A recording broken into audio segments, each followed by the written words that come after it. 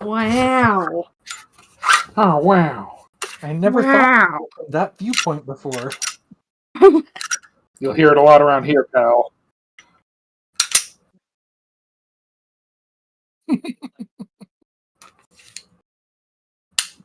And knowing is half the battle. My Hey! gosh.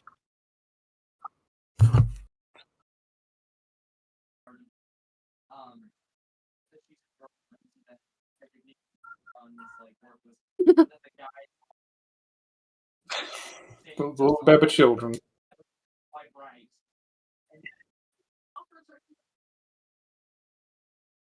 Welcome to life. You're just new.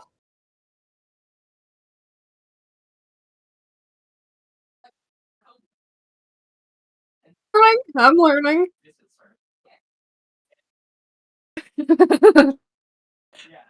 I'm getting better at it.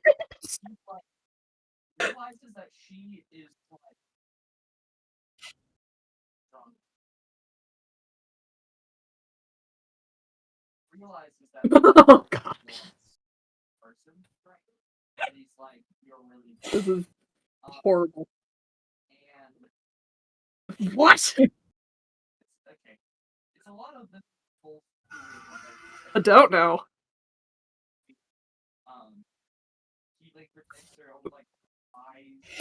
Oh, I see. Oh. I get you. I get you now. I understand Baking soda now. on there. I even sent you that, and it took a minute.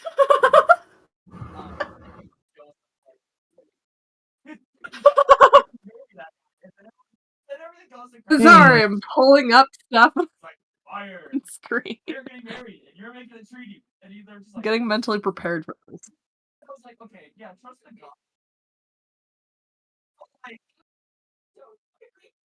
Oh, you know, I had a lovely Saturday test. It's always the best.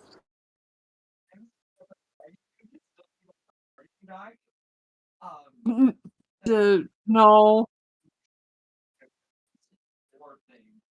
Okay. Horrible. I have a question Okay, for Silver. we can make it a therapy session. So, the university had their spring break 2 weeks ago, and Yeah. starting this week, like the pre college, the K through 12, they're getting their spring break. So my daughters have classes at the university as well, and some of the classes have been canceled because the professors' kids are on spring break. Do you have any classes that have been canceled this week? Absolutely not. No. I was my classes, they're all like the in person, like 2320. I'm pretty sure the high school can't take that. Well, I've never had that happen. That's the thing. When my daughter told us that, my wife and I looked at each other and we were saying, we never had our classes canceled for like the school district's spring break. We also didn't have tests on Saturday either, so I don't know where they got that idea from. Yeah, the testing center is open till 2 p.m. Saturdays, and so they're like, this is a great idea.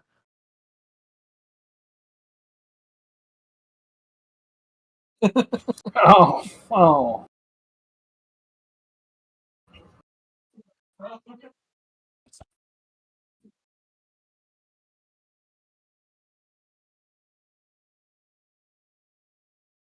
Listen, I'm trying. I try so darn hard. But no. I am stuck in a never-ending cycle. Huh? Well, Slugger, it's going pretty good. I have a shift I like better, and I'm happy, and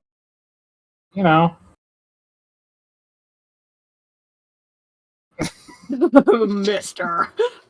Listen here, Mr. Man. Buckaroo. Yeah, stuff's good. It's all right.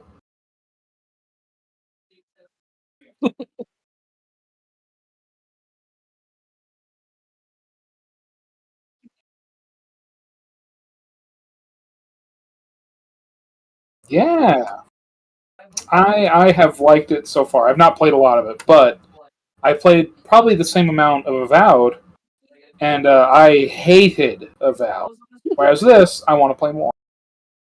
So it's a bonus for me. I like Rebellion. I think they're a good game studio. I guess they'd be considered double A studio. They're not triple.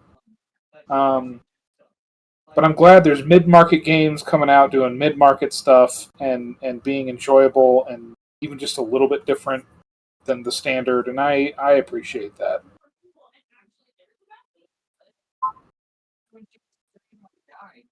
Yeah, and in a way that like I I don't think people have seen in a RPG in a while. Not this kind of like first person RPG.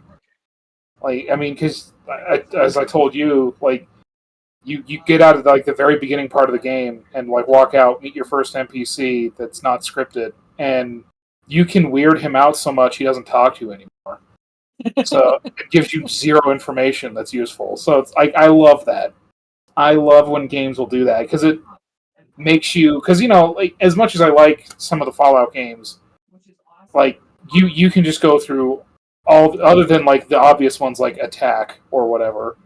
You can just go through all the dialogue options to get all the dialogue out and maybe unlock something else. Whereas this, you have to be like, yeah, maybe don't tell him you heard the phone ring and heard a voice on it when the phones don't work. Maybe don't tell people that because it's weird and upsetting.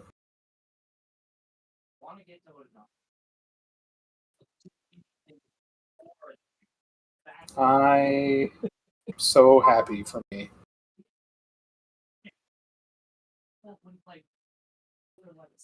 Well, I finished an anime called The Sacred Blacksmith, and yeah, it was not very good.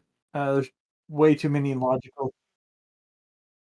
I bel Well, it is an older one, yes, and it did surprise me with that with the nudity. I was not ready for that. It- There, there was nothing in it that said that there was going to be anything like that, and then suddenly it was like in one or two episodes. It's the first episode. Yeah, yeah. Um, but yeah, not very good. That's true. That's true. And then I started playing. Well, I finished Super Mario Wonder this week. I didn't finish the bonus levels because I had to take the cartridge back to the library. But I did finish the main game.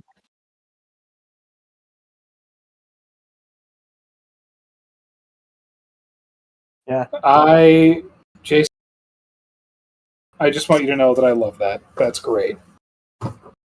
I mean, it gives me a chance to play the game to find out if I actually want to spend the time and the money on it. Um, I played a couple weeks back. I was playing Tunic, and that game I really started enjoying that, really getting into it. I really liked the kind of the cutesy art style mixed with kind of Dark Souls esque gameplay. Um, Hmm. but so I finished Mario Wonder, and then I started playing Nino Kuni 2. I don't know if any of you guys have played that, but the opening to that game is so bizarre. You are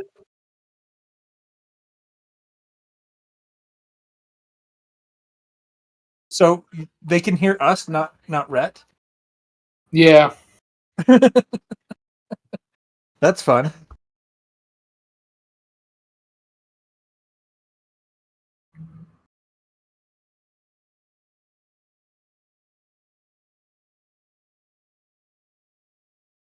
Yeah.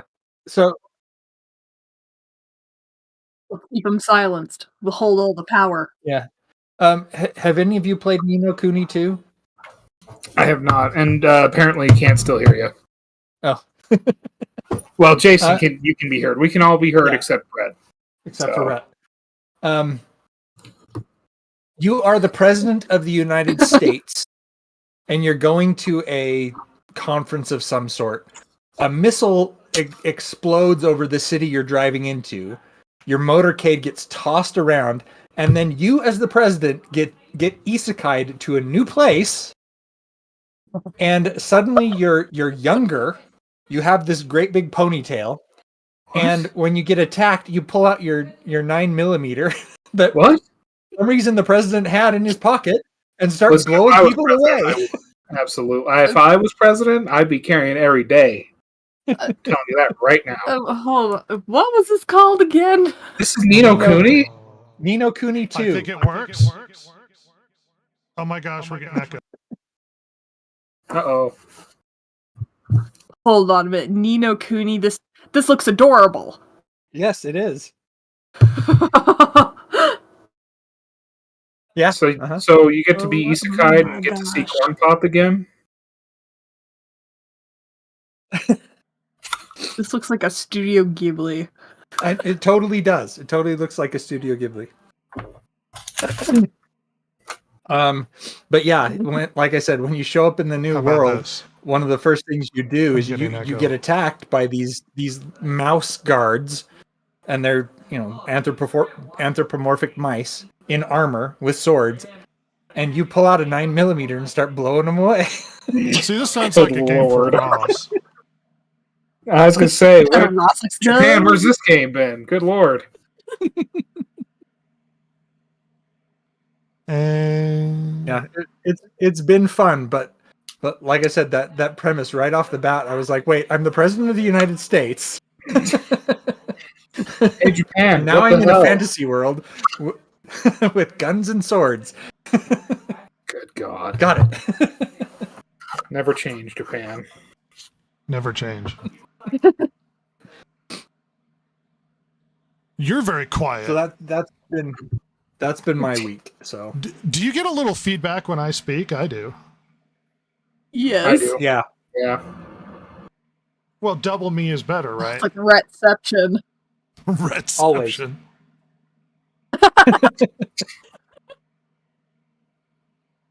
Well, fine. I'll keep playing with settings. Because, the person that speaks the most doesn't need to have their mic working. How about now? Are things better now? Keep talking. No. Hello? The echo is reduced. It's not as bad as it was before. This doesn't make any sense. I am using a complex series of things that shouldn't be working. The Rhett's Goldberg machine to get this stream to work. I guess on stream it sounds good. So there's no... Well, I'm happy with you guys hearing feedback. Yeah, that's fine. Oh, wait a minute. No, reverb is bad, so echo. We take that back. Oh. Input A. I mean, no one claimed that this was a professional podcast. I mean... I did, and now I've been embarrassed. What gets me is that you do the same setup every time, and then one time it decides, nah, I'm just not going to work today. Well, yeah. More or less. Like we've had this problem since episode 1. But it's not recurring in the same way. Yeah. It's recurring very Your mom randomly. has this problem. Here. Wow. The AI gods have decided Chaos, everybody. to interfere. And no one can hear anything. He's gone. And it's starting There you back go. up. He died. All right. It's ours now. We can do what we want. It's suddenly working, and it's still echoey. Ah, he's back. I love that. Again, not as bad as it was before. I did die. I don't like that. The score. That's why we got the option echo. C. monitor. Oh, they say perfect. We'll just deal with that Cody Red on our end. What's the deal with you? How about this? Yeah, you gotta deal with me. I think I'm I the fixed DI it. hire. You Oh my fixed it. gosh! There's no The echo, most at least on important our end. person in this podcast is back, and there will be no survivors. Well, before we waste time talking about nonsense, because this is my podcast, and I get to pick the topic.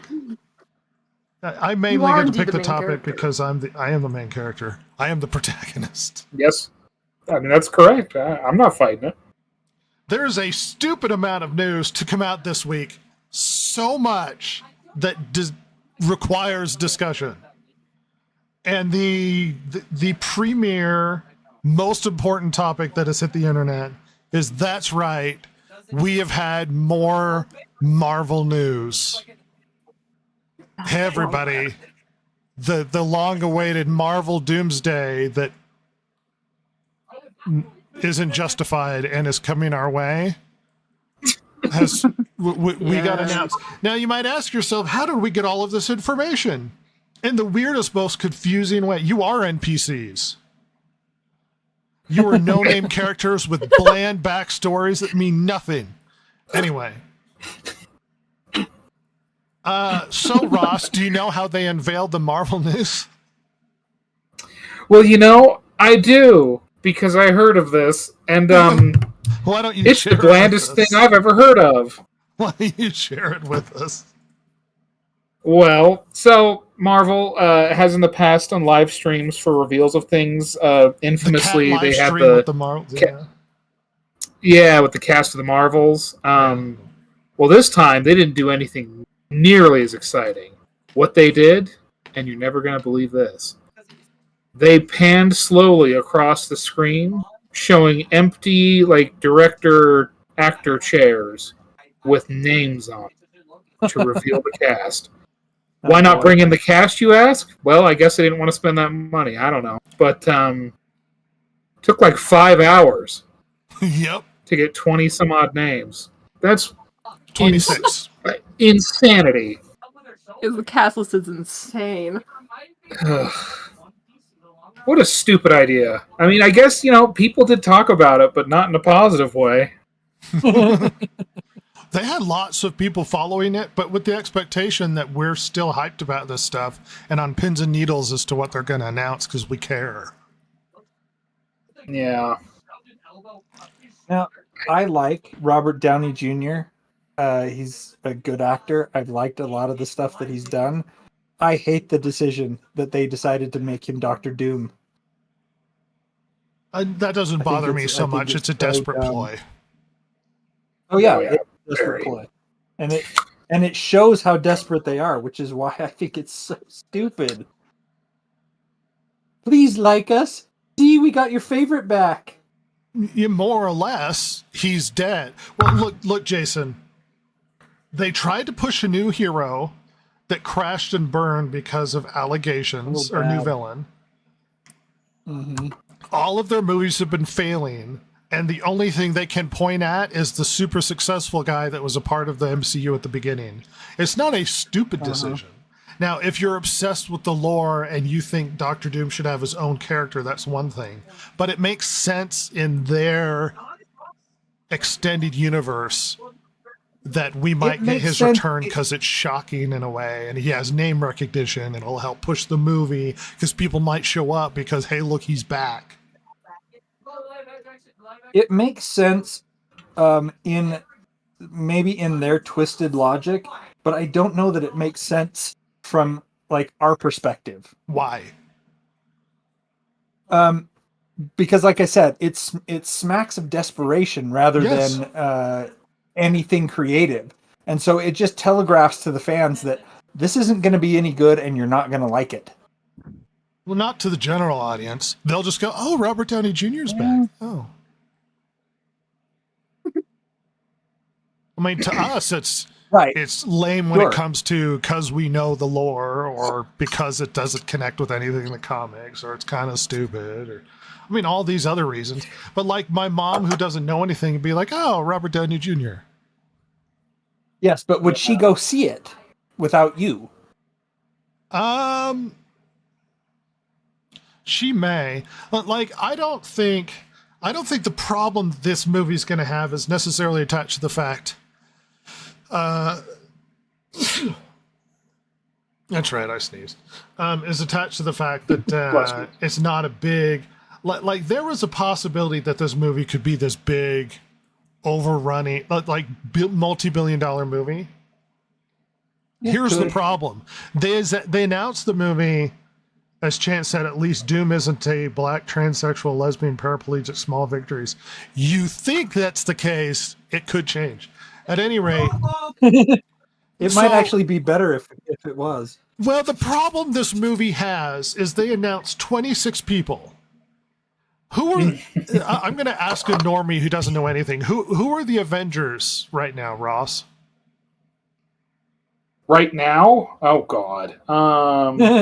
Thank you. Anthony Mackie.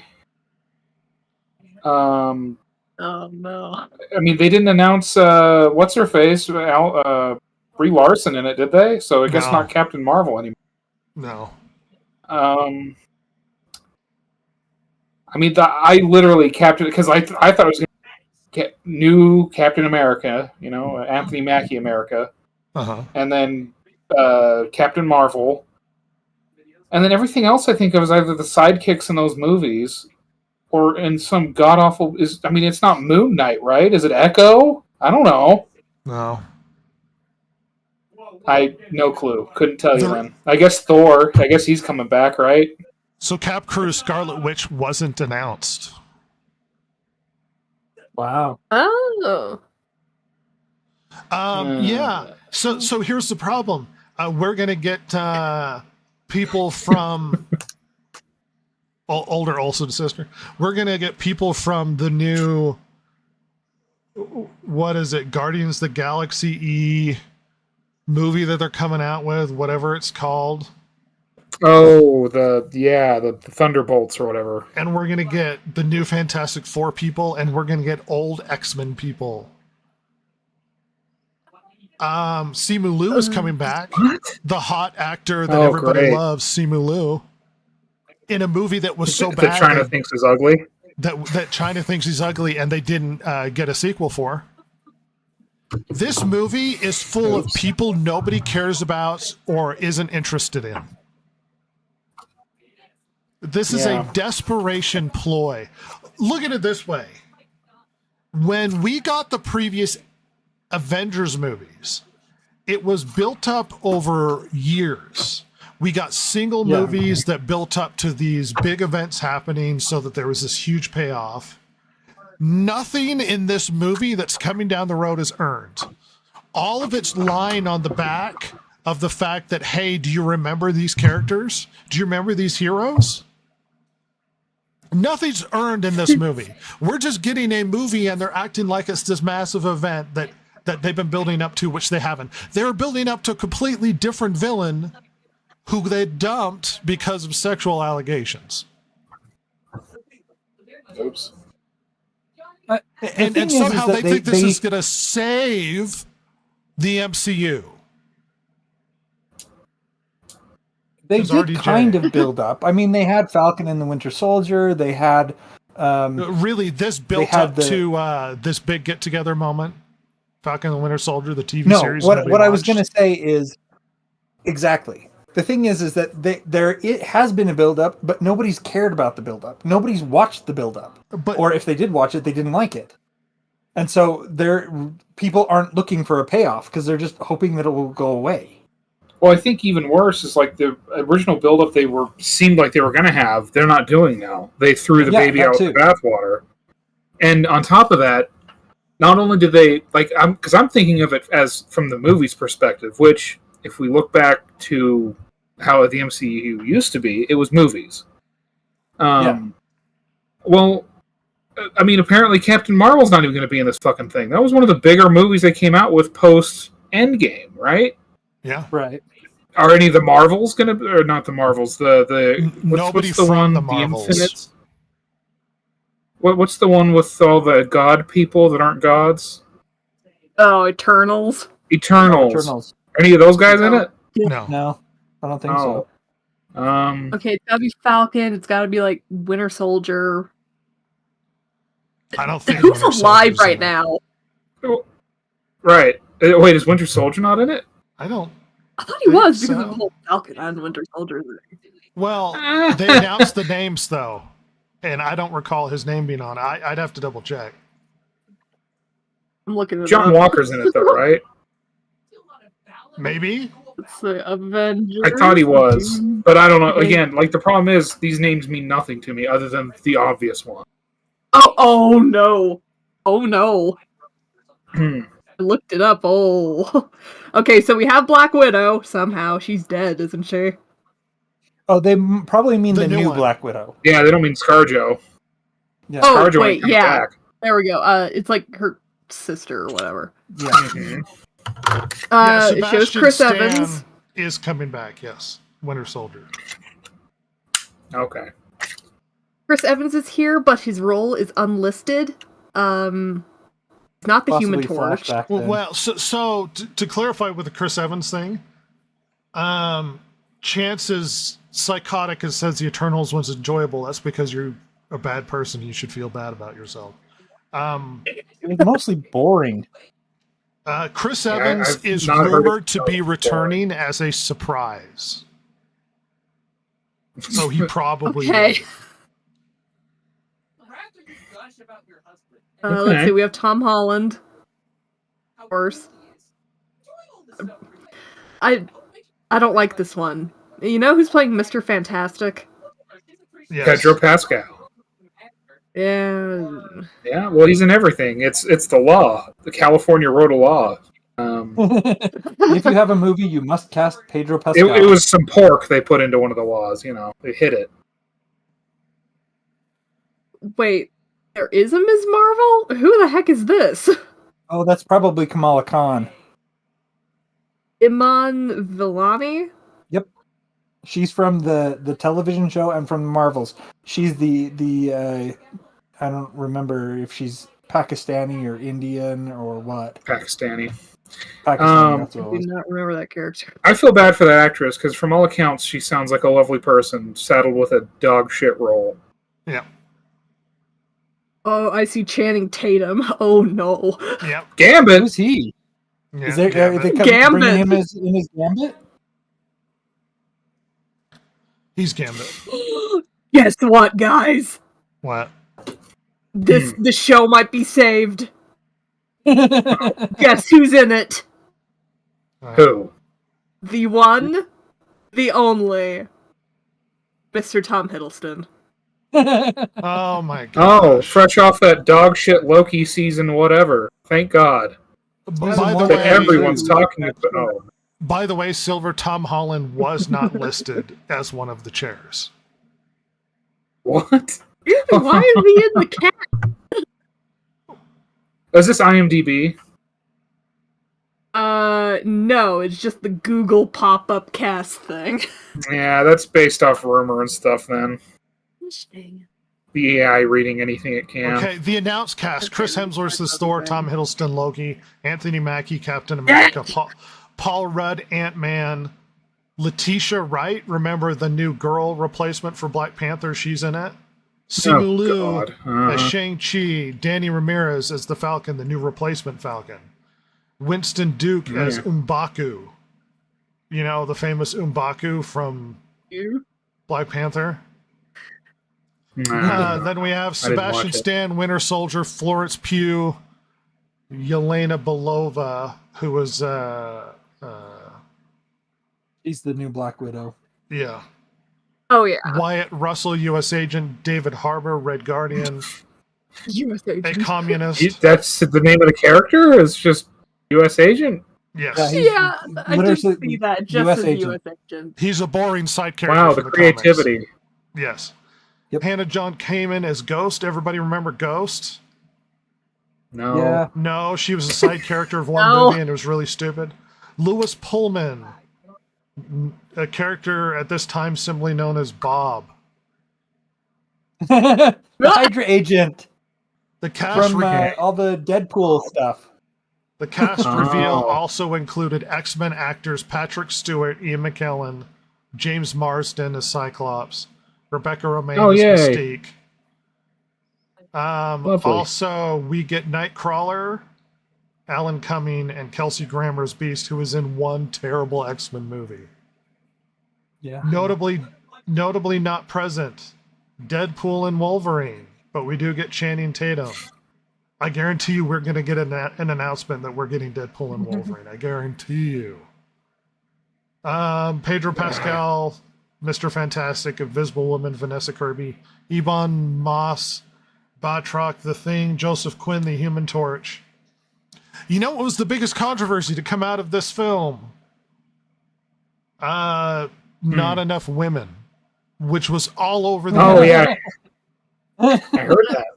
Yeah, there's like 5. Yeah, 5 Apparently, of the 26. because there's not parity, it's not enough. Actually, it needs to be parity or better for there to be enough. Preferably all. Well, I don't think the audience appetite is there for another round of build-up films. I think you're right, but this movie's not justified. Yeah. No. I don't think there's any justification for this thing exists. To the people that are complaining about that online, I mean, isn't that what Marvel said they were going to do? They were going to. This is going to be the women's MCU now. I mean, didn't they kind of build that up? And it crashed and burned, and this is the result we got. Right. But I mean, there's a lot you can say about that. I mean, any number of things like, well, they should have written better movies. Yes, they should have. Because there's no reason that some of these characters shouldn't have been big. Right. But they weren't. Because they were in terrible movies. Well, the other thing is that not just that they were in terrible movies, but you also have to go back to the comic book sales themselves. And a lot of these characters that they've been pinning their hopes and dreams on of making it big, making a box office blowout, they're really not A-tier characters. They may be in A-tier mix. That's fine. But they can make them A-tier characters. Nobody gives a shit if they were good characters in the comics. You know who was a D-tier, a B at best? Iron Man. Iron Man became one of the biggest heroes in the world. It's whether or not you make a good movie out of the characters. And they took bad characters who were written poorly in the comics, and then they made bad movies. Very true.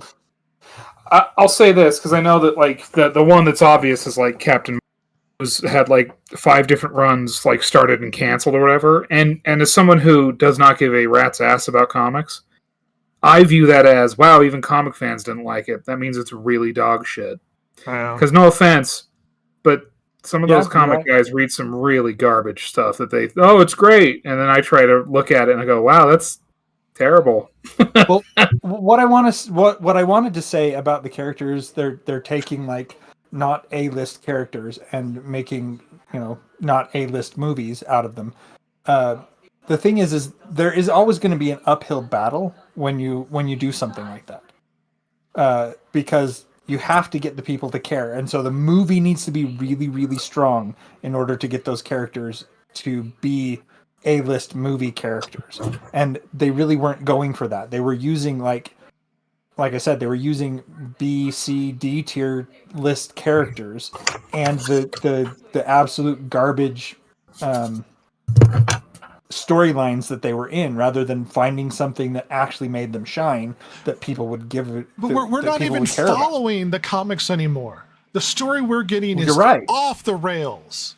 Nothing related to anything that's come before. They are wandering in the wilderness without any connection to the comics, which is fine. I am not a purist when it comes to this, but if you're going to make a bad character into a movie and then just make a bad movie and then expect us to just love it because it's there. Chance says, so have they abandoned the idea of tackling Secret Wars? I don't know. And that's what's so stupid it up in the air. It's we've all accepted that Blade was canceled, and then I heard they might have lost another director, and it's are they even doing this movie? It doesn't even exist at this point? No. There are rumors we are going to get the She-Hulk as well. So there could be more announcements. It's like they're holding back the hype announcements for the future. This is supposed to be the future of movies. This is supposed to be the future of the MCU. This is supposed to reverse the ship. This is supposed to take the Titanic out from in front of the iceberg that has already started sinking the ship. This is supposed to fix everything. I'm not convinced they're going to do any of that. They are filling it with characters we don't care about, with a story that doesn't make any sense, that they haven't justified with build-up, that they haven't justified with any sort of indication that this movie should exist in any way. And somehow we're going to get this in less than 14 months. That's right. That's how fast. It's going to go great. No, yeah, this is going to go really good. Anyone has any confidence in this company at all that they're going to produce anything of value is kidding themselves. It could a group of unlikable characters who have had unsuccessful movies potentially turn this thing around? Maybe. Unlikely. If they do a good movie. Yeah. Characters that I don't care about. The track record doesn't suggest confidence, but there is always the possibility they could pull off a fluke and really nail this movie. I don't know. I'm not pinning my hopes on it. Because I mean, that basically means you're using Fantastic Four, the Captain America saga as it is right now, and the Thunderbolts to build this up. Yep. Because you're not using Captain Marvel or any of the Marvels. You're not using a lot of the TV people, apparently. They're also using Falcon and the Winter Soldier and... right, that's what I mean by like the Captain America saga, right? Like, yeah. Oh, yeah, as is now, yeah. Sorry. Yeah. Like, so that's not a lot, especially considering nobody watches the fucking TV shows. Right. Nobody cares. Like, people like the movies. And the last Captain America movie is not performing well. So it's just, I mean, it's like Brett said, there's no, this is not a payoff. This is a desperate Hail Mary to try and get some money in the bank because everything they've done since COVID has not done great. Do you know how much they're paying Robert Downey Jr.? Isn't it like $40 million? It's like $80 million for 2 movies. Jesus. Yet another instance of where this doesn't make sense in a financial light either. Because they're desperate. Imagine the cost of this. Well, and then I remember hearing when they first nabbed him for Doctor Doom that like part of his deal is that he gets like a trailer village. Yeah. Where he and his people and everything are. Like, so it's not even just what you're paying him, it's the cost of keeping him on site now. Apparently for the meeting where they negotiated this, they bought a house so they could sit and discuss. Oh my gosh. And this is not a house in, bumfuck Oklahoma. This is a house in Los Angeles County. Right. Yeah. Like, and this, I mean, which I guarantee you, he and his agent threw out a number and were shocked when they said yes. Because that's what it comes off as. Because he sounded like he was done. He was like, it was a good ending to my story. Now, to him as an actor, it could be an interesting role to take on a villain and to mix it up a little bit. Oh, sure. But he was probably hesitant to return, which is why, hey, guess what? I guess there's a number to get you to come. I guess the number exists. Oh my God, they said yes? Hey, guess what else? Chickens have come home to roost. Snow White is expected to have a 60 to 65% decline in the second week. Bum, bum, bum, bum. Pacing for a total loss of $250 to $350 million. Oh, God. Hey, this movie's not doing well. No one was surprised. No, I mean, literally the joke from Austin Powers of the guy screaming at the steamroller as it's, 100 feet away. Oh, yeah. Just unbelievable. It's. I mean, look. Not that you want to base your activity off of Warner Brothers because they are also giant morons. But at least they had the cojones to just like tax write off a movie that they knew was going to be a piece of crap. Yeah. You know who's to blame? Red state voters.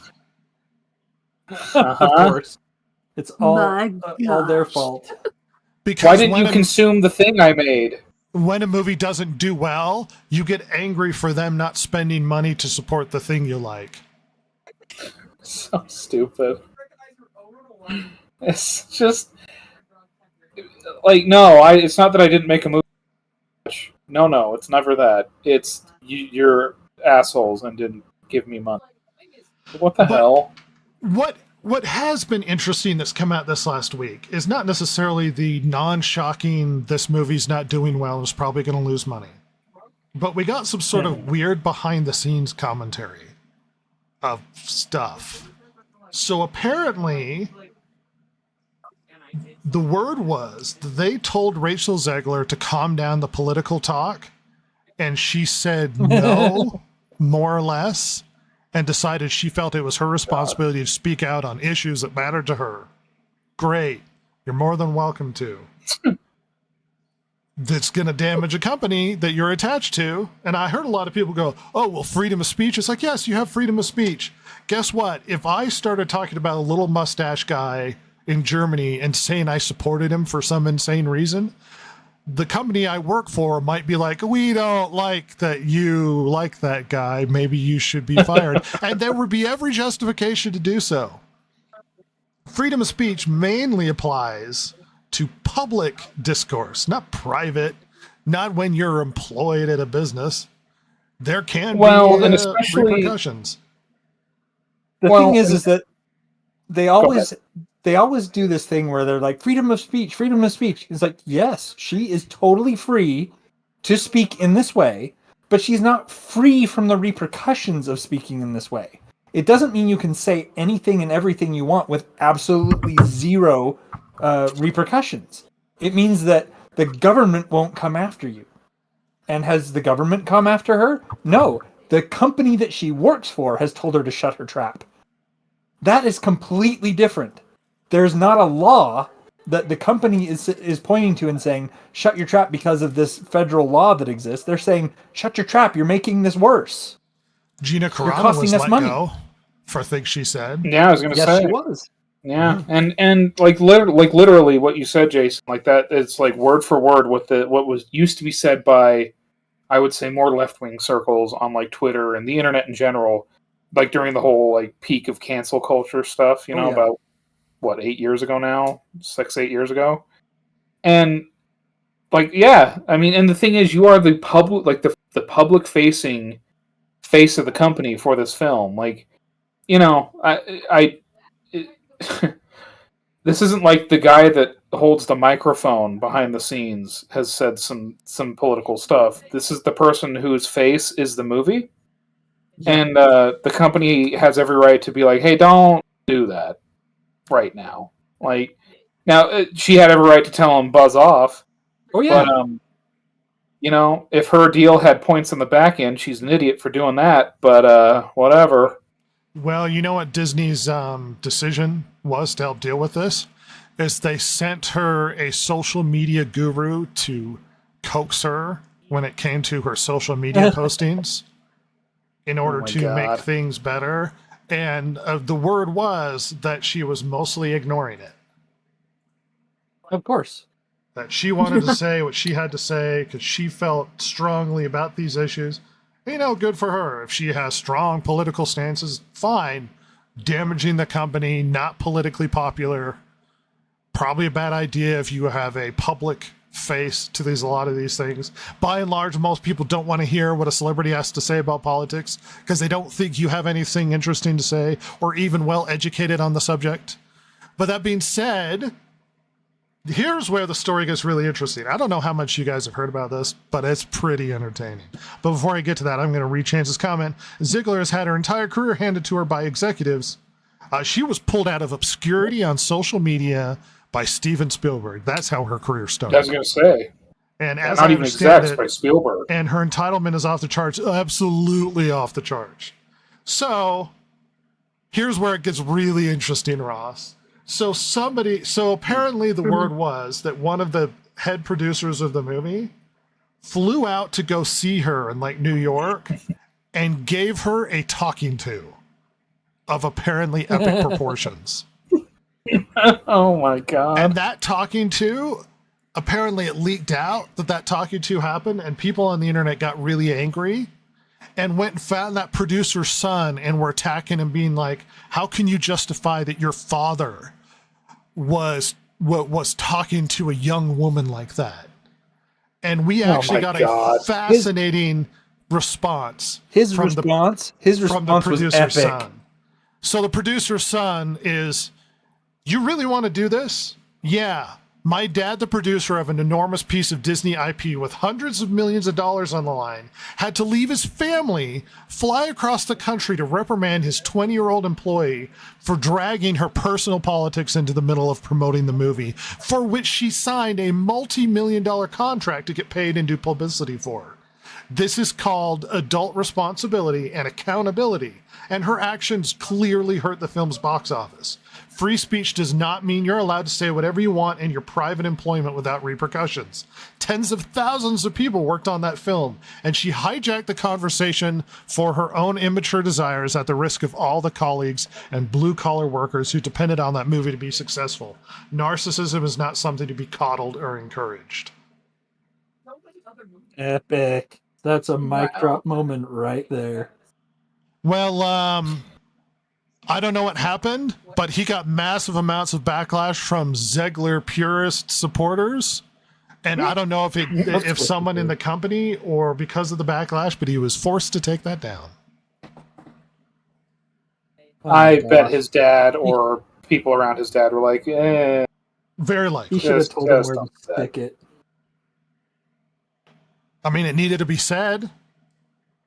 Yes. Well, look, the reality is that, and I guess maybe we've just forgotten this. Like, or maybe this is probably a young generation thing too. Like, I mean, Zegler's fans are probably her age, so Gen Z people. Yeah. Like, I mean, there was an era of celebrities who didn't say anything about what they thought about things personally because they wanted to make money and keep having a career. Yep. And that's it. That's all they cared about. Like, and there's nothing wrong with that. And there's nothing like, look, and you can be vocal and all that stuff.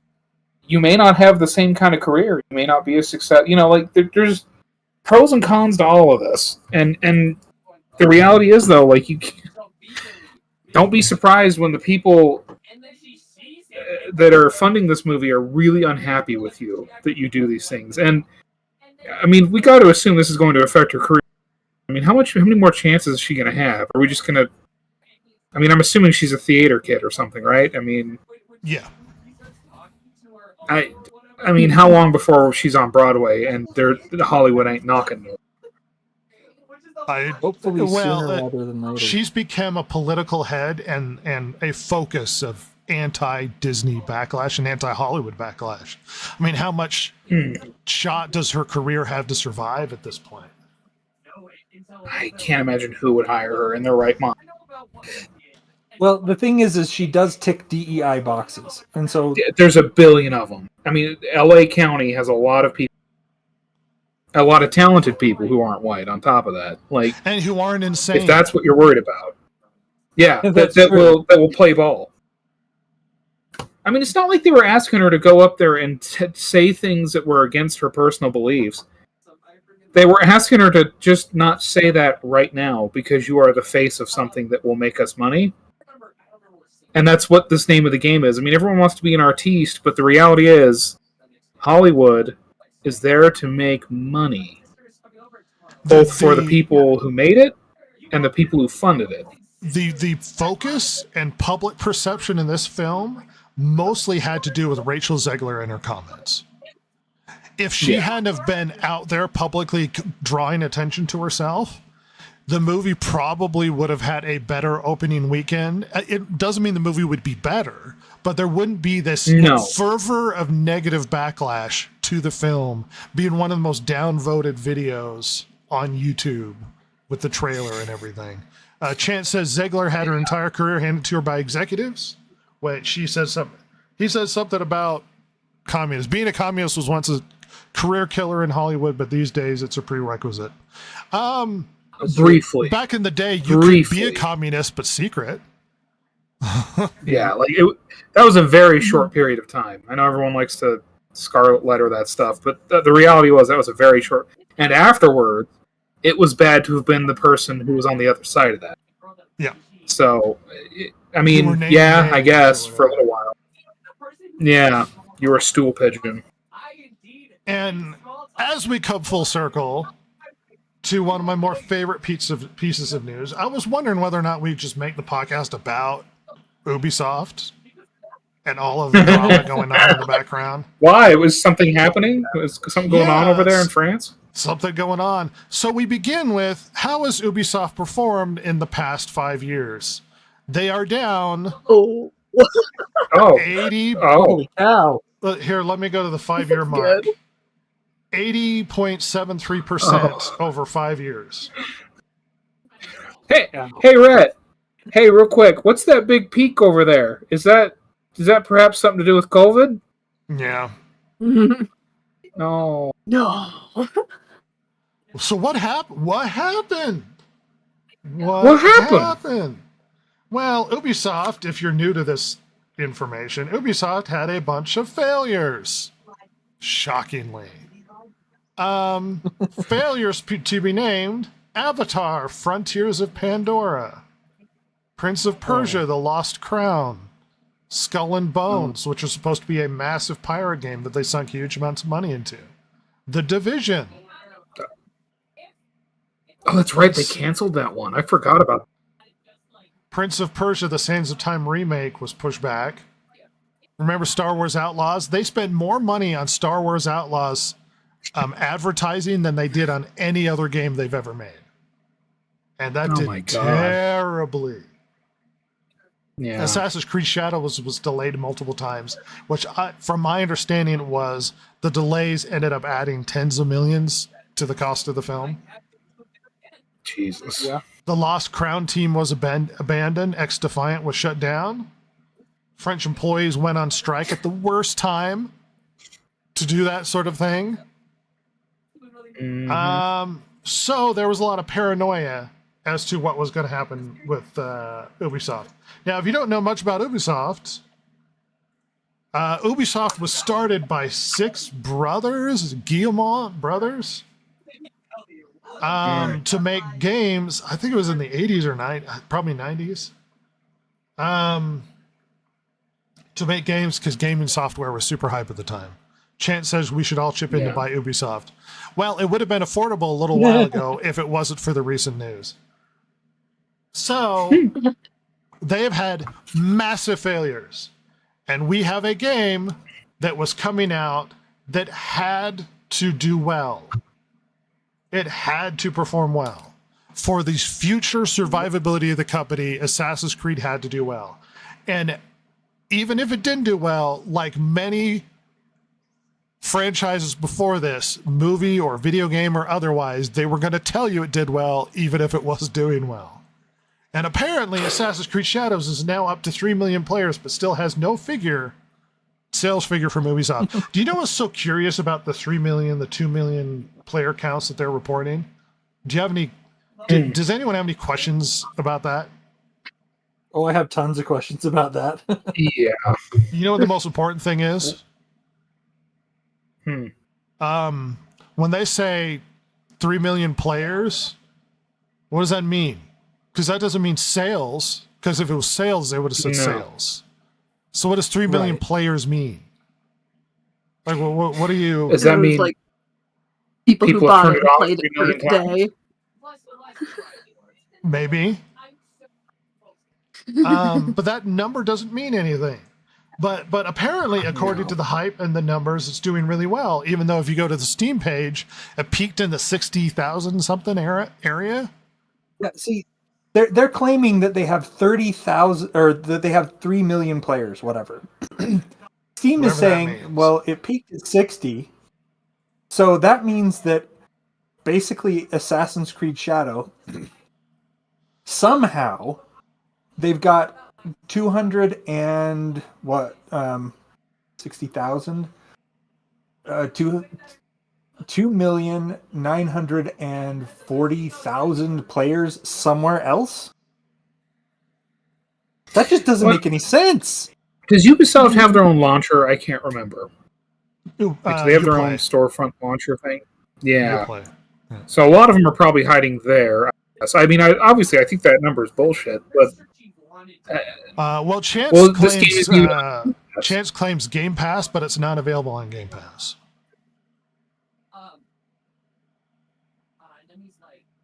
Well, at least not as a free game.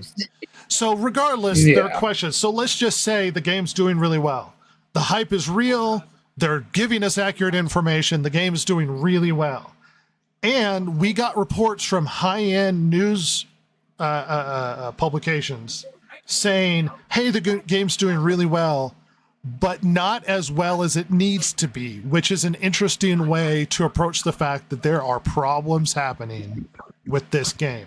That company is in dire straits, and the Guillemot family has been desperately trying to hold on to the company. And this game had to succeed. Now, if you're going to ask me, can this company survive? Is everything doing well? What would be a big indication that things aren't doing well? Apparently, when China shows up and buys a huge chunk of the company, does that mean that the game did really well, Ross? In terms of an investment of like $1.25 billion. Yeah, typically a company that's been built by a family, and though the family is not old and decrepit, no, they don't usually do that. Are good. No. So, well, and it's curious. This happens a couple weeks after the game launched, which tells me they were waiting to see how the game did, and it didn't do well, and now they're being bought up by China. Does that tell you that the game is doing amazing? No matter how you spin it, if this game desperately had to be successful, does it look good when a massive Chinese company like Tencent comes in and buys $1.25 billion of the company? Does that make it look like the game was successful and Ubisoft is doing well? Not in any way, shape, or form. No. Sounds like they're desperate for money. This is their last-ditch effort for the company to survive. This is it. Yep. The game didn't perform the way they needed to. It cost too much money, and it was a failure. And guess what? China's buying it up. This is the company's collapse. This is the company collapsing right now. It's being bought up by China, and it's over. Any spin that Shadows did really well and things are doing awesome is a lie if it requires $1.25 billion to rescue the company that has massive amounts of debt. If it wasn't for this, Ubisoft would be closing its doors. Guarantee. Oh, God, yeah. And you know why the deal is so weird, Ross? The deal revolves around the fact that it required Ubisoft to spin off a subsidiary company that deals with Assassin's Creed, Far Cry, and Rainbow Six. And Tencent owns 25% of that subsidiary. So essentially, they gave them a bunch of money, cut out the big games from Ubisoft, so that Tencent could own a quarter of those brands. God damn. That's dirt nasty. Yes. Incredible. Does it sound like a successful, healthy company to you? That had I would say 3 probably million in sales. Probably not. I would say no. You make bad decisions, and these are the consequences. You scare away your audiences. You offend the Japanese people enough that the Prime Minister of Japan comments on your disrespect to their culture. You embrace the political ideology of the far left. You make everything political.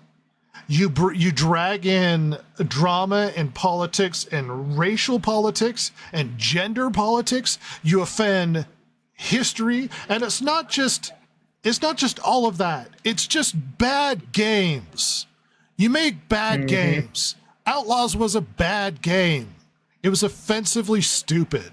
You are catering to demographics who are not your majority demographic. You hear people angry sitting on the side going, why aren't there more women? Why aren't there more minorities?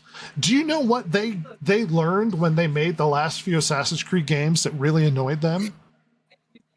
That when they gave you gender options in Odyssey, in Valhalla, in any of those other games where you actually had options to play as a man or a woman, apparently they were annoyed that about 70%, 67 or 70% of players picked the boy.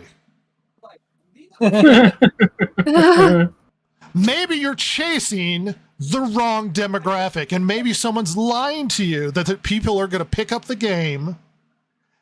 Maybe a very loud activist in the corner saying, I demand more representation, is really only one loud activist and not the majority of your players, because all your stats tell you that most of your players happen to be men. Then perhaps the worst decision you can make is to cater to the smallest demographic who doesn't buy your damn games. Yep. And here is our But results. I was assured there was billions laying in wait. Here are our results. China's now buying your company. This is not a successful Ubisoft. This is a collapsing Ubisoft. We are seeing the decline of a company that's now being bought up by Tencent, who doesn't have a good track record of being great stewards of your IPs. And now they own a quarter of your biggest IPs. You know, I thought when you first asked that question that what Ubisoft had done was spin off that subsidiary company so they could keep the IPs out of Tencent's hands. No. That makes sense to me, but it would make more sense from Tencent's perspective to say no, those need to be part of the deal. Otherwise, we're not literally, they spun off their biggest brand so they could own a bigger chunk. This way, the Guillemot family could claim that they still own most of Ubisoft, and basically Tencent was buying the brand, or at least a huge chunk of the brands. Yeah. The other thing I wanted to touch on real quick is that the main problem that we have is not necessarily the woke ideologies as we've been saying that keep creeping into these games, but the fact that they keep making terrible games. Because, and this is my perspective. I've seen some people talking about this elsewhere. My perspective on this is that that because they're focusing on these ideologies from the far left that really are self-destructive, that shows what they put their priorities in, and the priority is the politics, not making a good game. Because you could make a good game with these politics in them. You know, people would probably have a problem with it, but they'd have less of a problem if the game was good. But because they're saying, no, we have to hammer home these politics, we have to shoehorn them in where they don't belong, they're doing all these mental gymnastics to get it there, and that's where they're putting their priority, rather than putting it on a good gaming experience.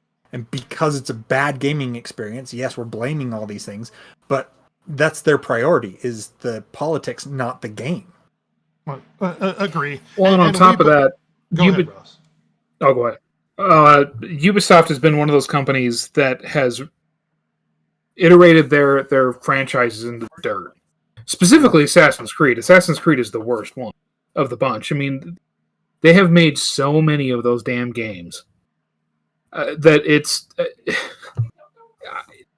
of course they're not like still good. They don't give themselves time to develop a good one anymore because there's always teams making something, and like, how much can they change anything when because I mean there was a point in time where Assassin's Creed was almost a yearly release. That's insanity. Well, keep going. Sorry.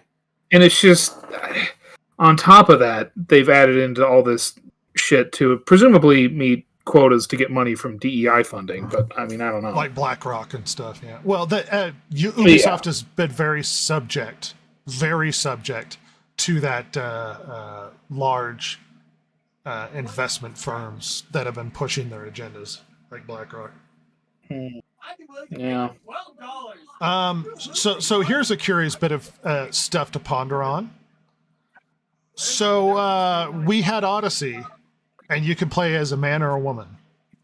And most people chose the man. Did you know that canonically, the girl is considered the canon version of that character? I did not know that. Oh my god. Did you say that was an Odyssey? Yeah. The Greek... Oh yes, the culture that wouldn't let women leave the house without a man. Uh-huh. Uh-huh.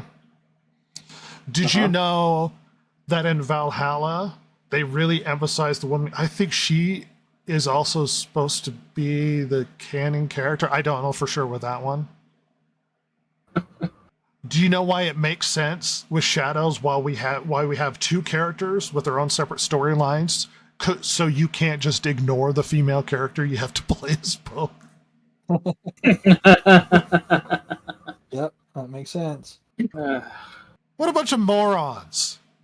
How hard is this to do? They were politically captured. They were ideologically captured, and this is the road they hoe. And a time of reckoning is upon us, as is the title of this podcast suggested. Ubisoft is eating it. Snow White is eating it, and Marvel has been eating it. Yeah, for a while. I wanted to just touch on something real quick that Ross brought up. A lot of these companies, and I know that we've talked about this a bit in the past, but all these companies they release a game, and the process for building out the game is so intensive that basically every single release becomes make or break for the company, which is a really bad business model. That's pretty crazy. Yeah, I mean, seriously, these companies need to do something different. It's no wonder that we're getting these releases that are coming out and they're like, okay, this game is going to be a $70 game. And it's what? Why should I spend $70 on this game? And it's basically, if you don't, we're going to go under. We're sitting here going, well, then go under, because you're shoveling us garbage and expecting us to, pay you in gold every time you release this garbage. You have a bad business model. They should be doing something so that when they release a game that, like you said, it's instead of having a new Assassin's Creed release every single frickin'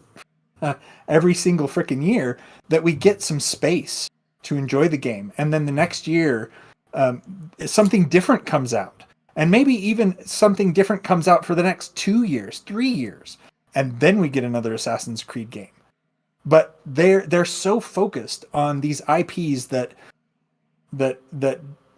brought them money that they basically beat a dead horse eventually. They're just saying, giving us more money, give us more money. It's like, no, nobody's interested in your franchise anymore. It's like Call of Duty. The market with.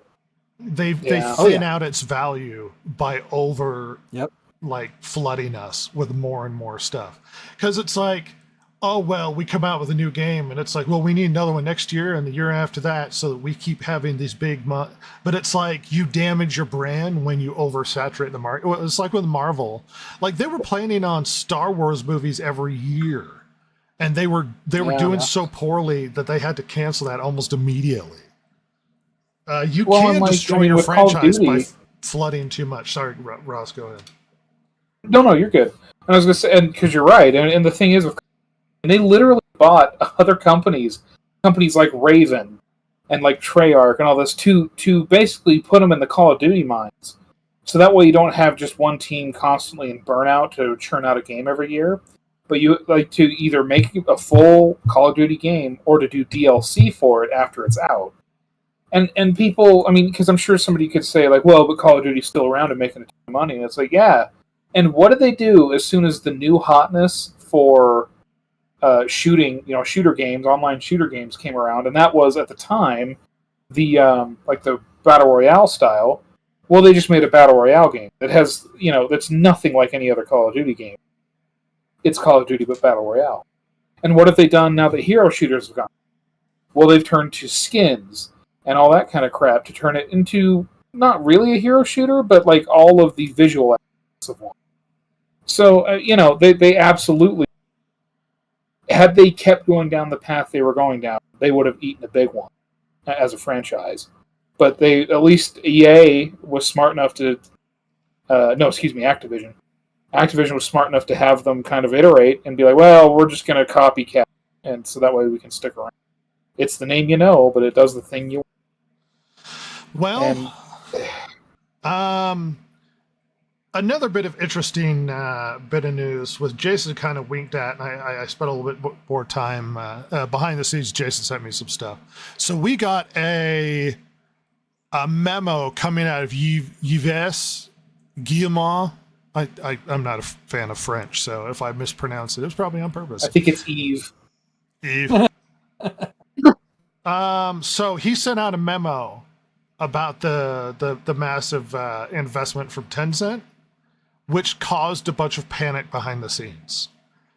In particular, I'm going to read one specific paragraph. The coming months will be dedicated to shaping our next chapter. Of course, this next step in our transformation will raise many questions, including on an individual level. We are committed to keeping you regularly informed, answering your questions, and providing visibility on the next step. People interpreted this as, oh no, there's got to be layoffs. This doesn't look good. And panic ensues behind the scenes at Ubisoft, bringing out another memo from Frenchman making comments. And he says, first and foremost, I want to emphasize that the agreement we announced is a powerful enabler, an exciting opportunity for Ubisoft.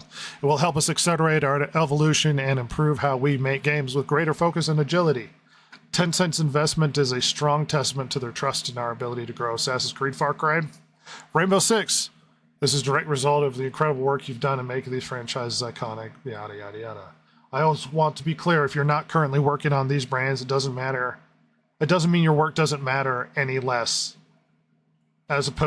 Which means these are big brands, and if you're not working on those, there might be some danger involved.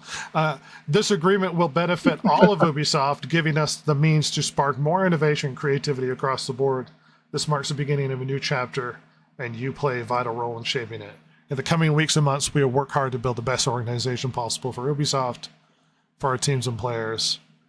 Of course, this brings some uncertainty and questions. Right now, we may not have all of the detailed answers.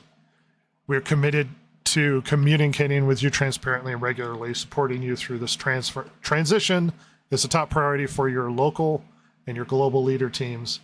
Don't hesitate to reach out to them and stay tuned locally. Do you think we're going to get some restructuring in the future at Ubisoft? Maybe just a little. Yeah, nobody's certain about their position anymore. Because they made a clear indication that these brands matter, and the rest of them, hopefully you'll still have a job. Not so much. Well, I can imagine they'll have the three main brands that Tencent has their finger in, and then Ubisoft might have one or two games in the background that they're working on, hoping to build outside of that. And that's probably what we're going to get at Ubisoft. Yeah. Hey, everybody. The sales were great, and Ubisoft is doing amazing.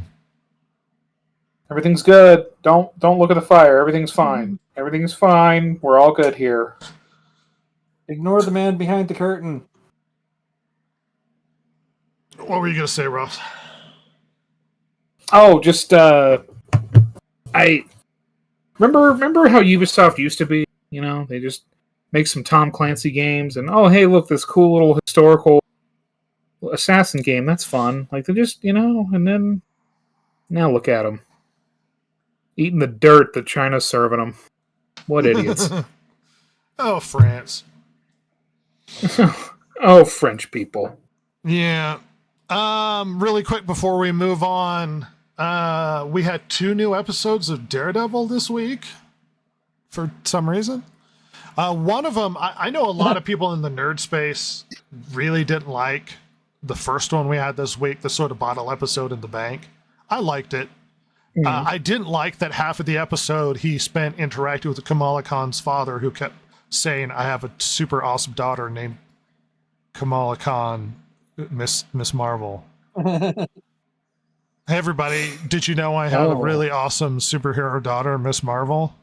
Did you know that actor had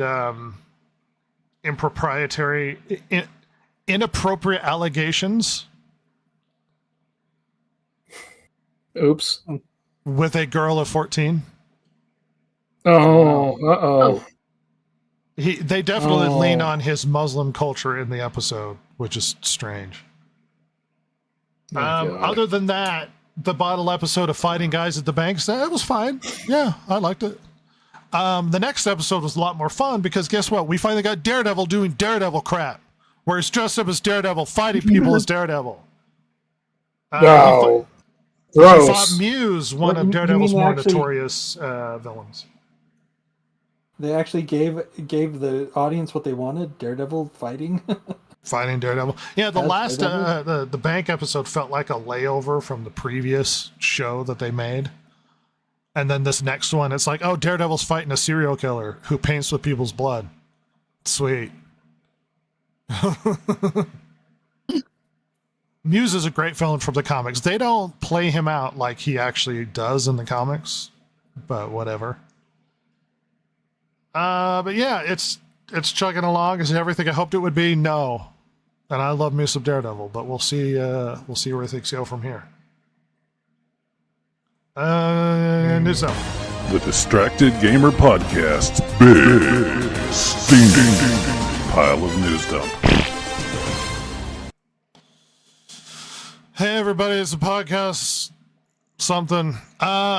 News dump, we're going to go through a lot of news really quickly. Stuff that doesn't deserve a massive conversation, but, touching on. There's actually some really big news dumped into the news dump because we can't spend a half hour every topic because there's just too much news coming through. But with a bit of news coming from Assassin's Creed Shadows, oh my gosh, apparently they made changes to the shrine amid cultural sensitivity discussion. So you couldn't break a bunch of the stuff in the shrine anymore because people were upset. Apparently the monks don't bleed and the players can't destroy the tables and racks inside the shrines.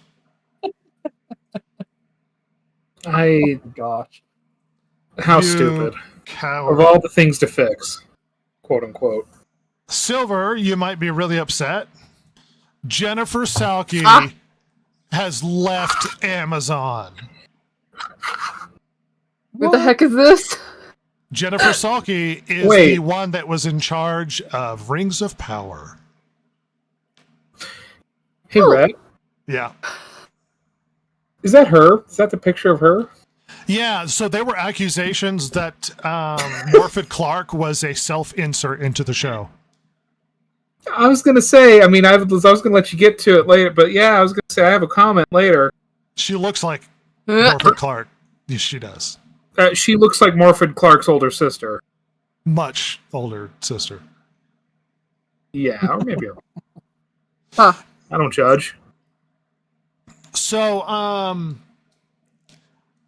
Jennifer Salke was basically in charge of Amazon Studios as well as MGM and was making all of the big decisions. It was because of her we got Citadel, which may rival Rings of Power as one of the most expensive shows ever made. Technically, per episode, Citadel was more expensive because there were less episodes than we got with Rings of Power. Did you know how they announced Citadel? She got the Russos to sign on to make some stuff, and then she just announced it without any script. And the Russos were like, I guess. Okay. Without anything put together, she was like, we're going to do this massive show about spies spanning multiple. They actually had plans to have spin-off show and spin-off show in this greater Russo universe. Citadel sucked, by the way. I watched it. It's a very expensive piece of trash. Very expensive. Also, the lady, the lady before her who crawled over broken glass to get the deal for Rings of Power, as well as a bunch of the other properties, like Wheel of Time and whatnot. She threw shade at Jennifer Salke on Twitter and basically ruining everything. The accusation being that she threw a bunch of money at stuff and wasted a bunch of Amazon's money. By the way, she spent a bunch of money, and they spent a bunch of money and time trying to get a hold of the rights to Conan the Barbarian, and the writers and creators that were putting it together. Jennifer Salke decided she didn't want some big masculine guys going around swinging swords. That she didn't want that to be Amazon, so they got rid of the show. And the two guys that were working on it moved on to make House of the Dragon for HBO, which beat Rings of Power in the ratings. Rings of Power. Yeah. Quite handily, too. and in the... I mean, outside of that, people actually care about House of the Dragon. Yeah. And want to know more. I mean, it goes... Yeah. Like, people are interested in that show, and it got talked about. Nobody talks about Rings of Power. I mean... Because numbers are great and all, but like you didn't even get your company prestige. They do talk about Rings of Power, but only negatively. Only people like us, Jason. Normal people don't watch it. Do you think if Rings of Power is doing really well, we would be having this conversation where Jennifer Salke is out? No. No, God, no. Absolutely. If it was their House of the Dragon or whatever, no, absolutely not. Even if it go ahead was like prestige, like some of the Apple shows, no, I'd probably not. Do you want to know something funny about her leaving? She didn't resign. No, she wasn't fired. Technically. Technically. Does that mean that her contract just wasn't renewed? No. They quote unquote got rid of her job position. They retired her jersey? Yeah. Wow. Now, if you know anything about the corporate world, businesses do this so that they don't have to have a legal inquiry as to why the person was fired. They could just say, well, the job position no longer exists. We got rid of it. Yep. Interesting. Yeah. Yeah. In other words, go away, but quietly. Quietly, so you can pretend like you still have some status, but you can't come after us legally because you weren't fired. God. Good Lord. Apparently, the left-wing part of the internet is blaming her departure on she spent too much money on Bond. That is not why she was let go. No. Listen, she can't spend a dime without someone above her saying, okay, certainly not that kind.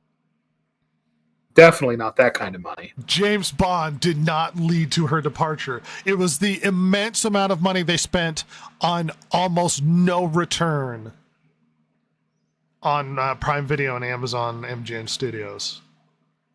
They spent absurd amounts of money with no return on that investment. Unlike Amazon, who had some really successful shows and some not so successful shows, she had just absurd. Do you know what the most successful show on Amazon is? Reacher. I was going to say Reacher, isn't it? Which costs almost nothing. Well, and it's a big dumb jock with a gun. Yes, which she said they didn't want to do. Oh. Because Oops. that would make them money. She's allergic to money. This is the Kathleen Clark of Amazon, except for the fact that Kathleen Clark, Kathleen Kennedy, has her name attached to actually successful products. She didn't even produce anything successful. I was going to say, yeah, at least some of the movies that Kathleen Kennedy had made under her tenure made $1 billion. In other depressing news, Ross, they're going to tear down the building that they made Looney Tunes in. No, what? Yeah, the Looney Tunes building is being torn down. You know what also is encouraging news? They have completely scrubbed Looney Tunes from Mac's streaming service. What? Yeah, something's going on. That's like one of the few things WB has that people want to see, I would think. Did you know that they made a Looney Tunes movie that some people said they quite liked? They're not going to release it in theaters. They completely pulled it. What? Nah. Behind the scenes, people Are they getting ready to sell it? That's what it sounds like to me. I don't know. Because why would you do that unless you're getting... But at the same time, when that's weird. How weird is that? That's very weird. But tearing down the building where they basically made Looney Tunes for decades now. I can't believe that's not some sort of historical thing in California. It's crazy. Hey, apparently the rumor is Rachel Zegler and Gal Gadot are going to be the MCU. What? Rachel Zegler and Gal Gadot are apparently rumored to join the MCU. No, maybe Gal Gadot, but not Zegler. And Gal Gadot, by the way, the Gadot, that's a mistake. Nobody, look, she's terrible. But at least she's not offensive. Yeah. But like Zegler, she doesn't make any money. It's pointless. She ain't box office. No, they're determined to make her a thing, and she isn't a thing. Jason, you were going to make a comment about the last story while I was moving on. What was it? Yeah, the Looney Tunes thing. It wouldn't surprise me that they're trying to get rid of it because the people who are in power are embarrassed by the old Looney Tunes stuff. And they just kind of want to sweep it under the rug. Look, that's, big corporate people are that stupid. But maybe I'm just, I don't know, more capitalistic-y, more greedy, but they make money, right? Then I don't care. Yeah. Like, it's children's stuff. It's not like you're peddling, something caustic. Like, it's kids' stuff. Who cares? It makes me money. Disney, that empire was built on children's media. Oh, yeah. So, don't turn your nose up at it. Mostly girl children's media. Yes! Stupid. Apparently, young consumers are choosing to consume creator content on things like YouTube and aren't watching premium TV and movies. Nope. Even not so young people like myself. There hasn't been a lot of premium stuff that really has been worth our time and effort, so... There is some. If you guys want recommendations of a really good show to watch, I've got plenty of recommendations. But by and large, most young people seem to be like, I can just get stuff immediately on YouTube. Why would I? Especially when it costs you money and then you pay for it and you still get ads. It's stupid. Yeah, that's... especially now. I mean, if I was a 20-something Silver, I wouldn't be doing anything. I mean, years old, you mean? Yeah, that's me. Oh, yeah. Oh, wait, no, it's Silver. Ah! The true age. We need to have the out of sync dubbing on that somewhere. Oh no, Silver! Anyway, you were saying, Ross. Oh, no. But yeah, I wouldn't. I mean, just paying for streaming services just to have ads. I mean, we just have worse cable. It sucks. Yeah. Shifting on.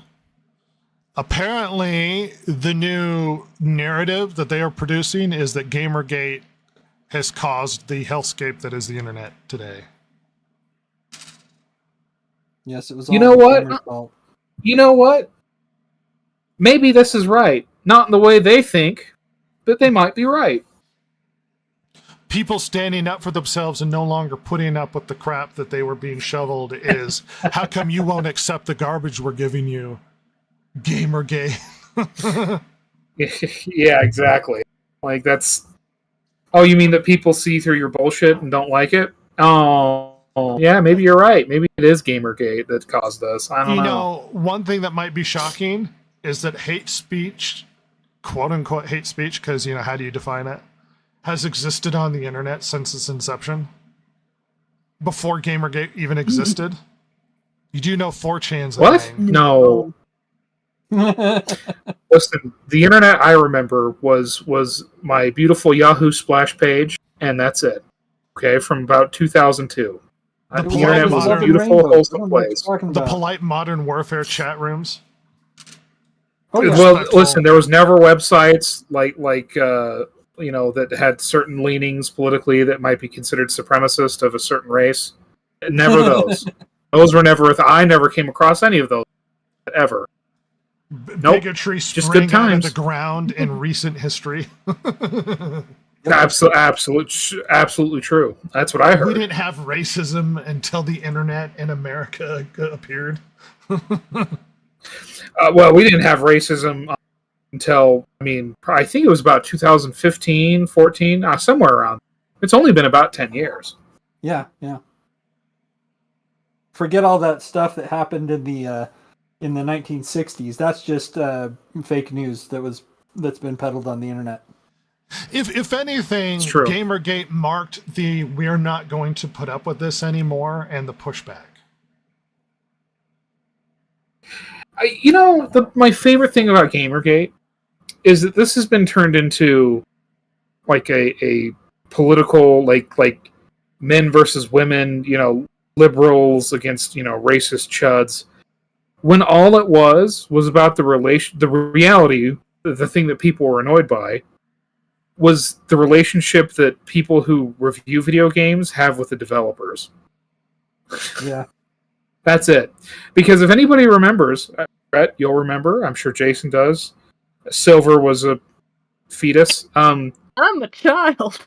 But you'd go onto your favorite game review website, and That was really it would funny. just be banners of ads for games that they're reviewing.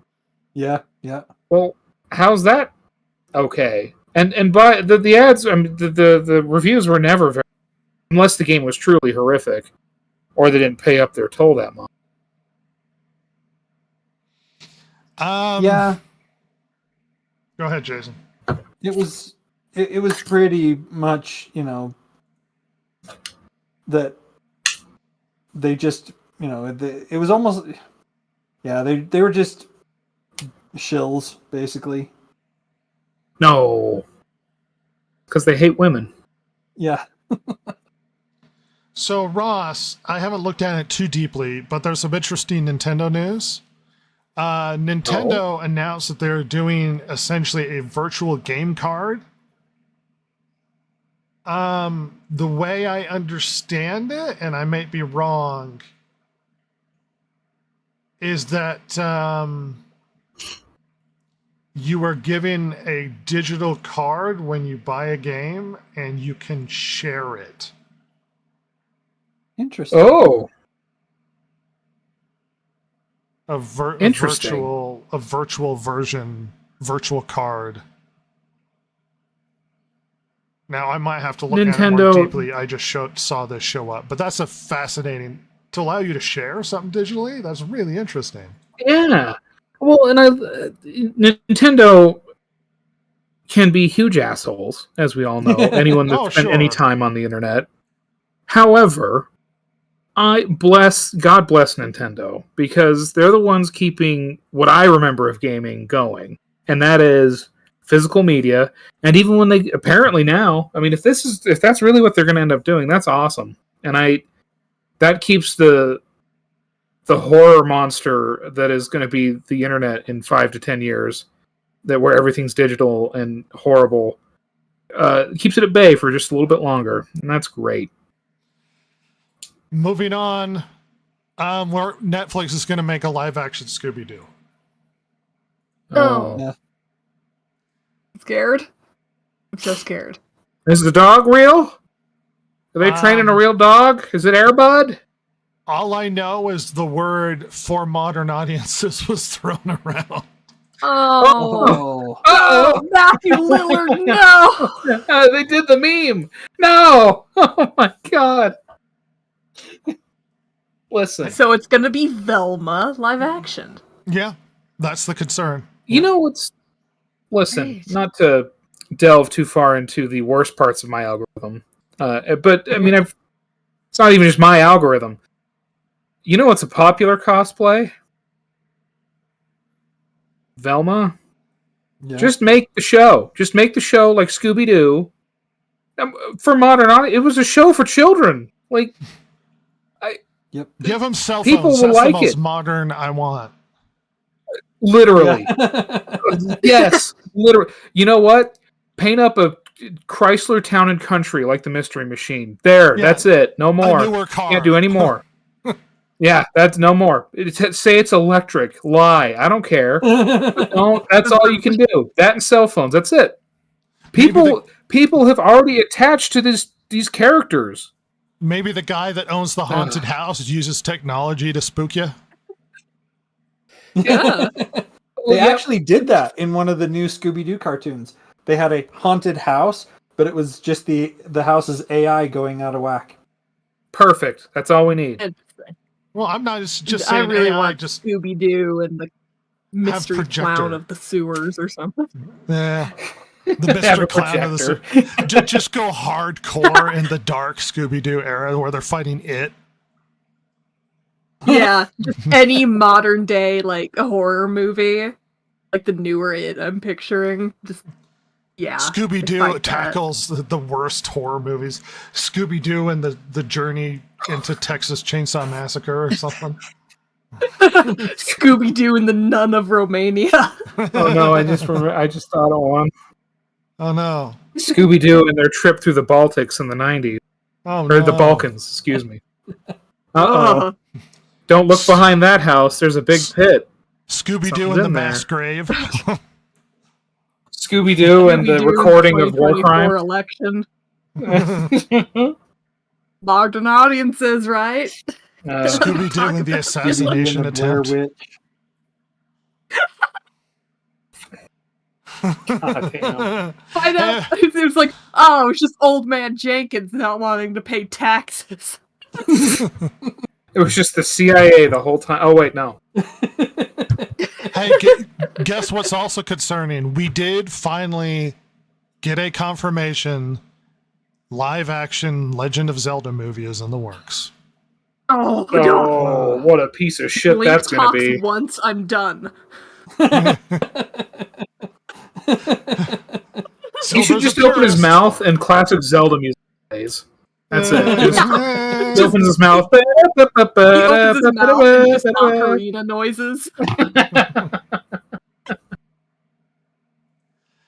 You know what? No. Make the live action Zelda movie, and I want that director man Eggers. I want him to make it, and I want it to be a moody, silent protagonist film.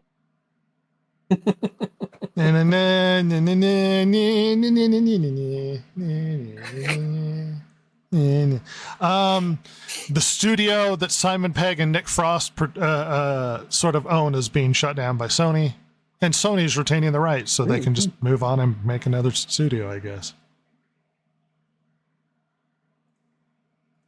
Good for them and their success. The reason why I brought this up is because as I was searching through the Nick Frost stuff, because the big news with him is apparently he's going to be Hagrid. I was just going to bring that up, and I'm so happy for him. Too bad it's going to be a terrible show. We It know is a it's good funny. casting, though. Everybody goes, hey, that fits. He looks like Hagrid. He fits the role of Hagrid. Everybody's pleased with it because he's kind of a big guy and he looks like Hagrid. Shocking that people are pleased with the expectation that a character is being cast that looks like the person they're being cast for. Are you referencing some other casting? I don't know. What could this be about? Just personal paranoia. I can't imagine what you might be referring to there. I mean, they wouldn't do something like make Snape a black guy, right? Oh. That would just be ridiculous. You know, The pale gross, and pasty, slimy. hook-nosed freak. Yeah. So another bit of interesting news. So the internet was replete with a bunch of people shilling for the Acolyte, believe it or not. Still? Yes. Oh my gosh. That thing needs to die. Now, there's a little bit of debunking that one website did, so we're going to go over that. But the claims were that there is a massive amount of demand for the Acolyte, despite it being canceled. And Collider is talking about it, as well as a bunch of other websites. And you might ask yourself, what in the hell are you talking about? Massive amount of demand for Acolyte. So the Park Place looked into it. There's no demand for Acolyte. The Park Place looked into it. And they looked into the numbers. And here's what we learned. Parrot Analytics was claiming that there was a huge amount of interest in the Acolyte. Let's find out why that's the case. Parrot Analytics measures Google searches, Wikipedia activity, YouTube views, social media mentions, piracy activity, fan content engagement. So in short, it measures how much a show is being talked about, not whether or not people are watching it or even enjoying it or even interested. So it's basically people saying how bad it is, and they're saying, oh, this means that we need to bring it back. Well, we don't know that they're saying how bad it is. What I am saying is that Parrot Analytics was saying that there was a huge amount of market interest in Acolyte, but what it doesn't tell you is how they measure that and why there's a lot of it. And apparently, all it measures is there's a lot of discussion about the Acolyte, not that it's good. So this doesn't translate to everybody loved the Acolyte. It translates to apparently a lot of people are talking about it, probably that it's bad. We don't know. Oh. So that doesn't translate into interest. It just translates into, hey, guess what? There were a lot of YouTube videos talking about the Acolyte. Or people Google searching the Acolyte, probably Acolyte sucks into Google. That doesn't mean that there's a lot of interest and there's nothing that can be gleaned from this information. Even if you really want it to be true, Collider, no, there isn't a massive groundswell of interest in the Acolyte. We just know people are talking about it. And in a final story that's a bit more complicated, which I haven't had a huge amount of time to go through, so we're gonna dance around it slightly. So there was some interesting bits of information that was released recently. So apparently, there was a company called Wings Interactive that was claimed to be an independent gaming company with no connection to anybody else, doing their thing on their own. And apparently, we found out that they were tied to Landfall Games, which makes them not so independent. And we learned that Landfall Games, one of the, Wing Selection Board, the so-called independent company, one of the people sitting on their selection board was also the CEO of Sweet Baby Inc. So now what was an indie developer is now heavily connected to a much larger developer and also connected to Sweet Baby Inc., the essentially activist organization that gives you bona fides when it comes to politics in your content. What became a pariah on the internet for how long? This also comes full circle where we learn that as people investigated deeper, at the heart of the issue is that France has a government agency that funds film, animation, and video games with millions of euros annually. and that the game funding is distributed or heavily influenced by the Syndicate National du Jour Video, or the SNJV, an industry board composed of top game developers and executives. And according to a report, SNJV operates as a kind of gatekeeper, and many of his board members have received CNC grants, either directly or through the studios they oversee, and more than 3.8 million euros in public funds flowed to companies connected to SNJV board members. That's right. The independent company, the independent group, funding in the terms of millions of euros, working for the government of France, was directly funneling money connected to people that were on the board of this independent group, working for the government. God. Good God. In particular, Wings Interactive, Audrey Laprice, received 10 grants, 5 while serving on the board, included for Women in Games in France of her own projects. Jesus H. Marine Le Métier Freyland, Piece of Cake Studios, received 4 grants, 3 of those during board tenure.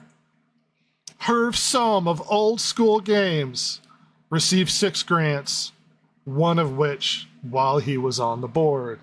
David Rabineau received 2 grants, both received after joining the board. Benjamin Charbet received 1 grant in 2017 while on the board. Levon, can't pronounce your last name, received 2 grants, one during his long presidency of the SNJV.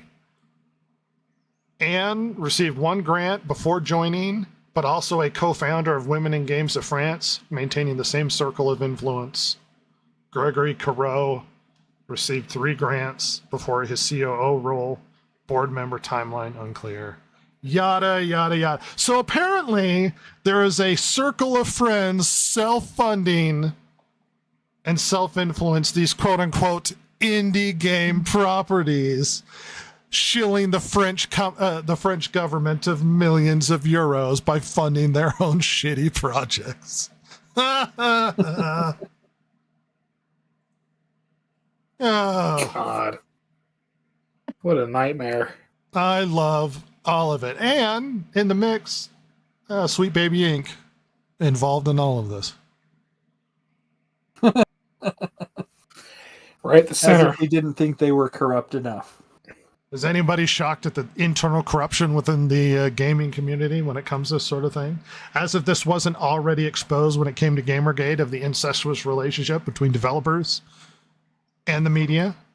As if this isn't this big group of friends that help rub each other's backs and then sometimes rub each other down. This was always there. This was always a thing. Mm-hmm. I wouldn't be shocked if we learned that that they lost a lot of funding because U.S. aid went down or something. This is how much of a grift most of this stuff happens to be. Let's see, yeah. Minor really quick, because of Republican efforts to go after stuff they don't like that the government is funding, we might see massive cuts of funding to PBS. And so a lot of people are paranoid we're going to lose Sesame Street. I would argue if Sesame Street is good, it could probably stand on its own through private funding or in competition with other shows. But there is paranoia that we're going to lose Sesame Street. It hasn't been good for a while. Thoughts of the news of tonight? So much stuff. Whenever I hear talk about government and money and stuff like that, it always reminds me of this one Calvin and Hobbes comic that I absolutely love. Calvin and Hobbes are sitting there talking to each other, and Calvin is like reading the newspaper, and he says that the government is investigating itself again, and Hobbes is like, you know what, we should let criminals do that too. And he has a hypothetical scenario where the guy accused of robbing the convenience store says, I looked into it and I was nowhere in the vicinity, Your Honor, on the night in question. I am free to go. And He says it sure would clear up the courts. And it's just this kind of kangaroo court, or not kangaroo court, but this kind of circle jerk stuff where we have the government just, there's no one they're accountable to. And so we have all this graft and corruption that is coming to light because people are now whistleblowing on it. And it just goes to show you, we need to have somebody who's independent, somebody who looks into these things and says, that's really not a good idea. You're defrauding people. Let's stop that. Even then, independent doesn't mean unbiased. I think the only way you can really deal with corruption at a government level is you're just going to have to rely on the fact that the people are going to pick the only person you can rely on as being the will of the people or the people elected.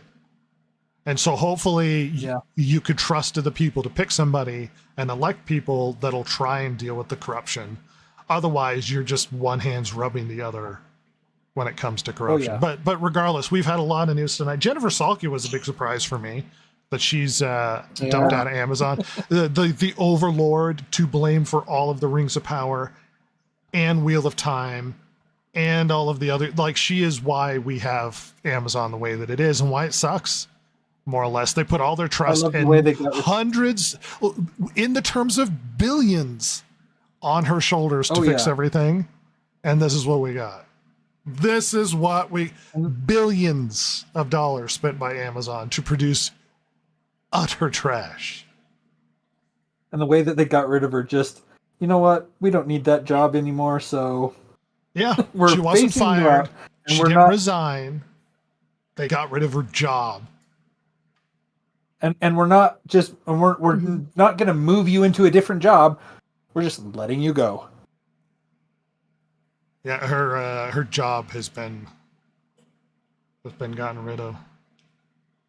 You know, they could have, if they wanted to, they could have said, we're going to get rid of that job, but we're moving you to a different position. Well, the businesses that doesn't seem to be the case here. No, businesses actually do this all the time. This isn't like a secret. But yeah.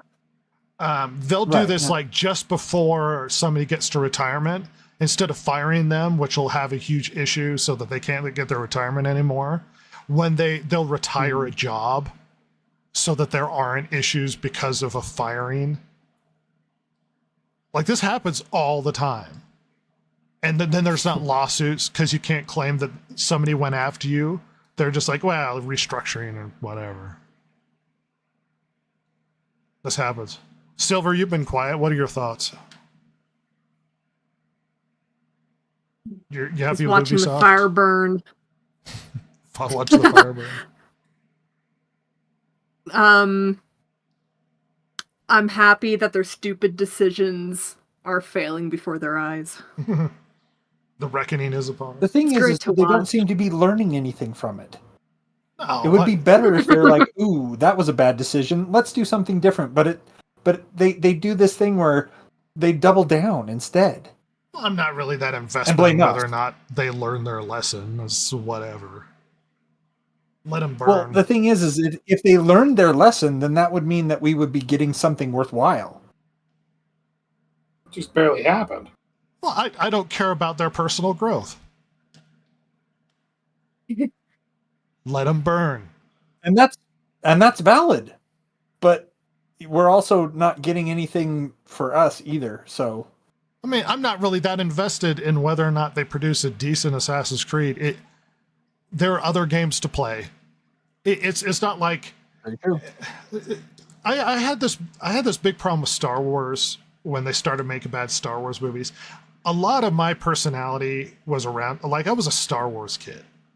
Love Star Wars. I read the extended universe. I played any Star Wars game that came out, even if it was a bad Star Wars game. I play any of it because I love me some Star Wars.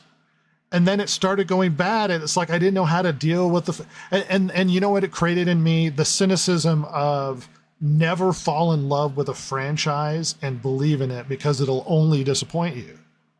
Marvel was eventually going to disappoint me. Star Wars was eventually going to... It's like anyone who loves Doctor Who is super disappointed right now. Anybody who loves Star Trek is super disappointed right now.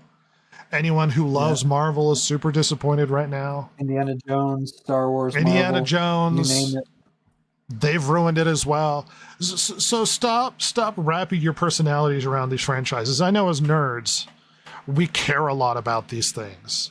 But you know what? The good stuff still exists, and it's still in your head, and there's still love for it, and you can still go back. And because you're not getting good stuff anymore, and your franchise, as far as you're concerned, is dead, that's fine. You'll find new good things to play, to watch. The key is when they disrespect things you love, is to not reward them, to walk away. Oh yeah. I know the tendency is to get on the internet and scream at people for ruining stuff you love. That's not what you should do. You know what they hear? They'll hear a lighter pocketbook. And when you walk away, they'll feel it. They'll know. And so don't give them money. Stop giving them money. I know it's funny, and I know it's something fun to go hang out with your friends by complaining about the new trash movie that came out. Stop giving them money. They'll get the idea that they've made a bad decision. Stop giving them money. Don't buy Disney Plus. Don't give your money. If you're so upset with what they've been doing, stop. It's like when a movie poorly performs and we find out it's like, well, it looks like Red States didn't support Snow White, and that's why is it my obligation to go support your shitty product? How come the success of a movie and then it's our fault because we didn't all come out in droves? It's not my job to make sure your stupid piece of product is successful. That's not my job. It's your job to convince me to give you money. That's your job. How come we've gotten away from the idea that companies have to convince you to show up for them? How come we've gotten away from the idea that companies are trying to attract you as a consumer? How come we've now created this thing where every new product is some sort of like social movement, or I feel some sort of racial or personal obligation to support the new product because the people I don't like politically hate the new product? How come they just make good thing and good thing is rewarded for being good thing? Everything has to be a movement now.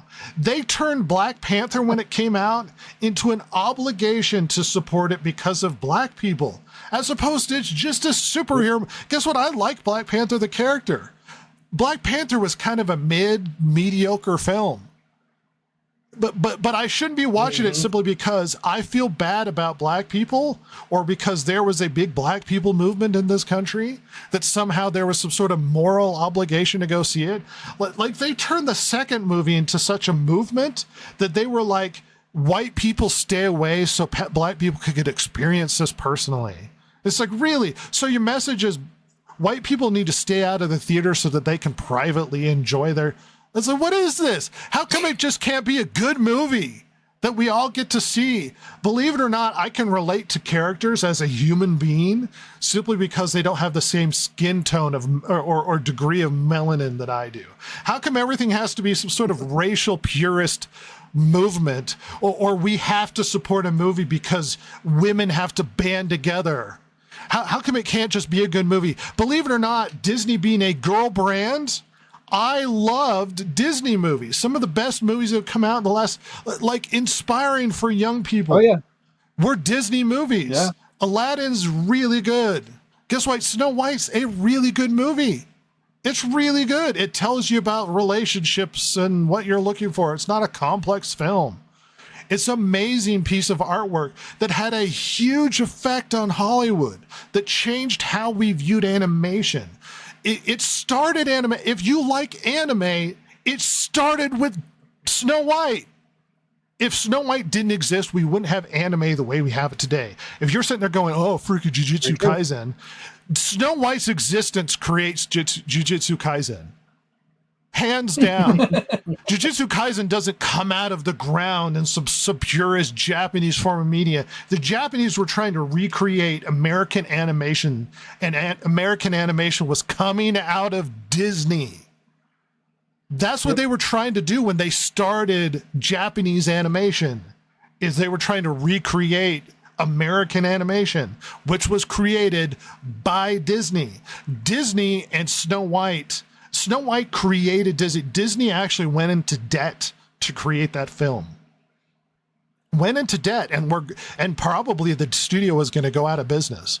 And its success paved the way for what we saw as a reemergence in Hollywood of this new interest in not just animated film, but this new interest in Disney creating all of this cascading live action content and all of the other stuff they've created that made it accessible, where we now have this idea of family films or children's movies that were good enough that were accessible to adults. Now we've created this world where they're so divisive that now we draw lines based upon not just race, but gender. And your politics, and whether or not your politics align with one thing or another depends on whether or not you support something. I'm going to go see the Snow White movie because it's got a strong Latina in it. What a weirdly racist thing to do. To only make your decisions based upon the race of the character. How about honoring the source material and making a good damn movie? How about we do that? How is this such a difficult thing for people to understand? Make good content rewarded. Ubisoft went down the same stupid route where they played the political game, they played the racial game, and they are paying the consequences now, where they're now being sold to a Chinese company. Congratulations. All of that hard work, and you sold out to the grifters, to the ideological shitlords on the internet who convinced you that this is the direction politics are going. And you drew a line in the sand, and you alienated huge amounts of your audience. And this is the result we get. Marvel's paying for it today. Now, where they're putting all of their eggs in a massive, over-expensive basket that has to succeed. Superman has to succeed. Why? They back themselves in this corner of failure after failure after failure. This is what we've gotten, where now they have to spend more money and put all of their eggs into a basket that must succeed. Or otherwise, the world comes crashing down. How about you just make good, reasonably priced movies consistently instead of overpriced conglomerate films of horrific funding? Like, we're talking movies to break even have to make in terms of billions of dollars. This is absurd. This is absurd. Why do you do this to yourself? It's like the inmates at the asylum are making these movies, just dithering idiots drooling upon themselves, making horrifically bad financial decisions. Why? And that's how come you're all so damn stupid that this is the world we've gone down, where now everything is such an ideological decision that you're destroying franchises, beloved franchises that people would walk over broken glass because of how much they love it just to see mediocre content, let alone really shitty and offensive content to the content that they previously loved. This is your fault. You've ruined Hollywood, and now you're upset that it's all come crashing down upon you. And that's what I was getting at. The thing is that they're not learning that lesson. Do I sound angry? Making good content. Oh yeah. and you have every right to be. Because instead of realizing that they are into entertainment, they have basically taken it upon themselves to try to dictate to us what we need to feel and believe. Yeah. And it's like, I don't need that from an actor. Yeah. It's not just the actors, it's the studios. It's the studios, yeah. It's the people in charge. It's the money. Yep. This is your bed. Now you have to lie into it. Ross, you're being very quiet. Am I insane? No, you were going off. I just, I mean, yeah, it's they've been building this house of shit for a while, and now it's all falling on them. So, they kept making these mistakes over and over, and now they have to reap what they sowed, and it's all terrible. Yeah. I from the tone of your voice, you're the type of person that I should be. We're like, yeah, it sucks.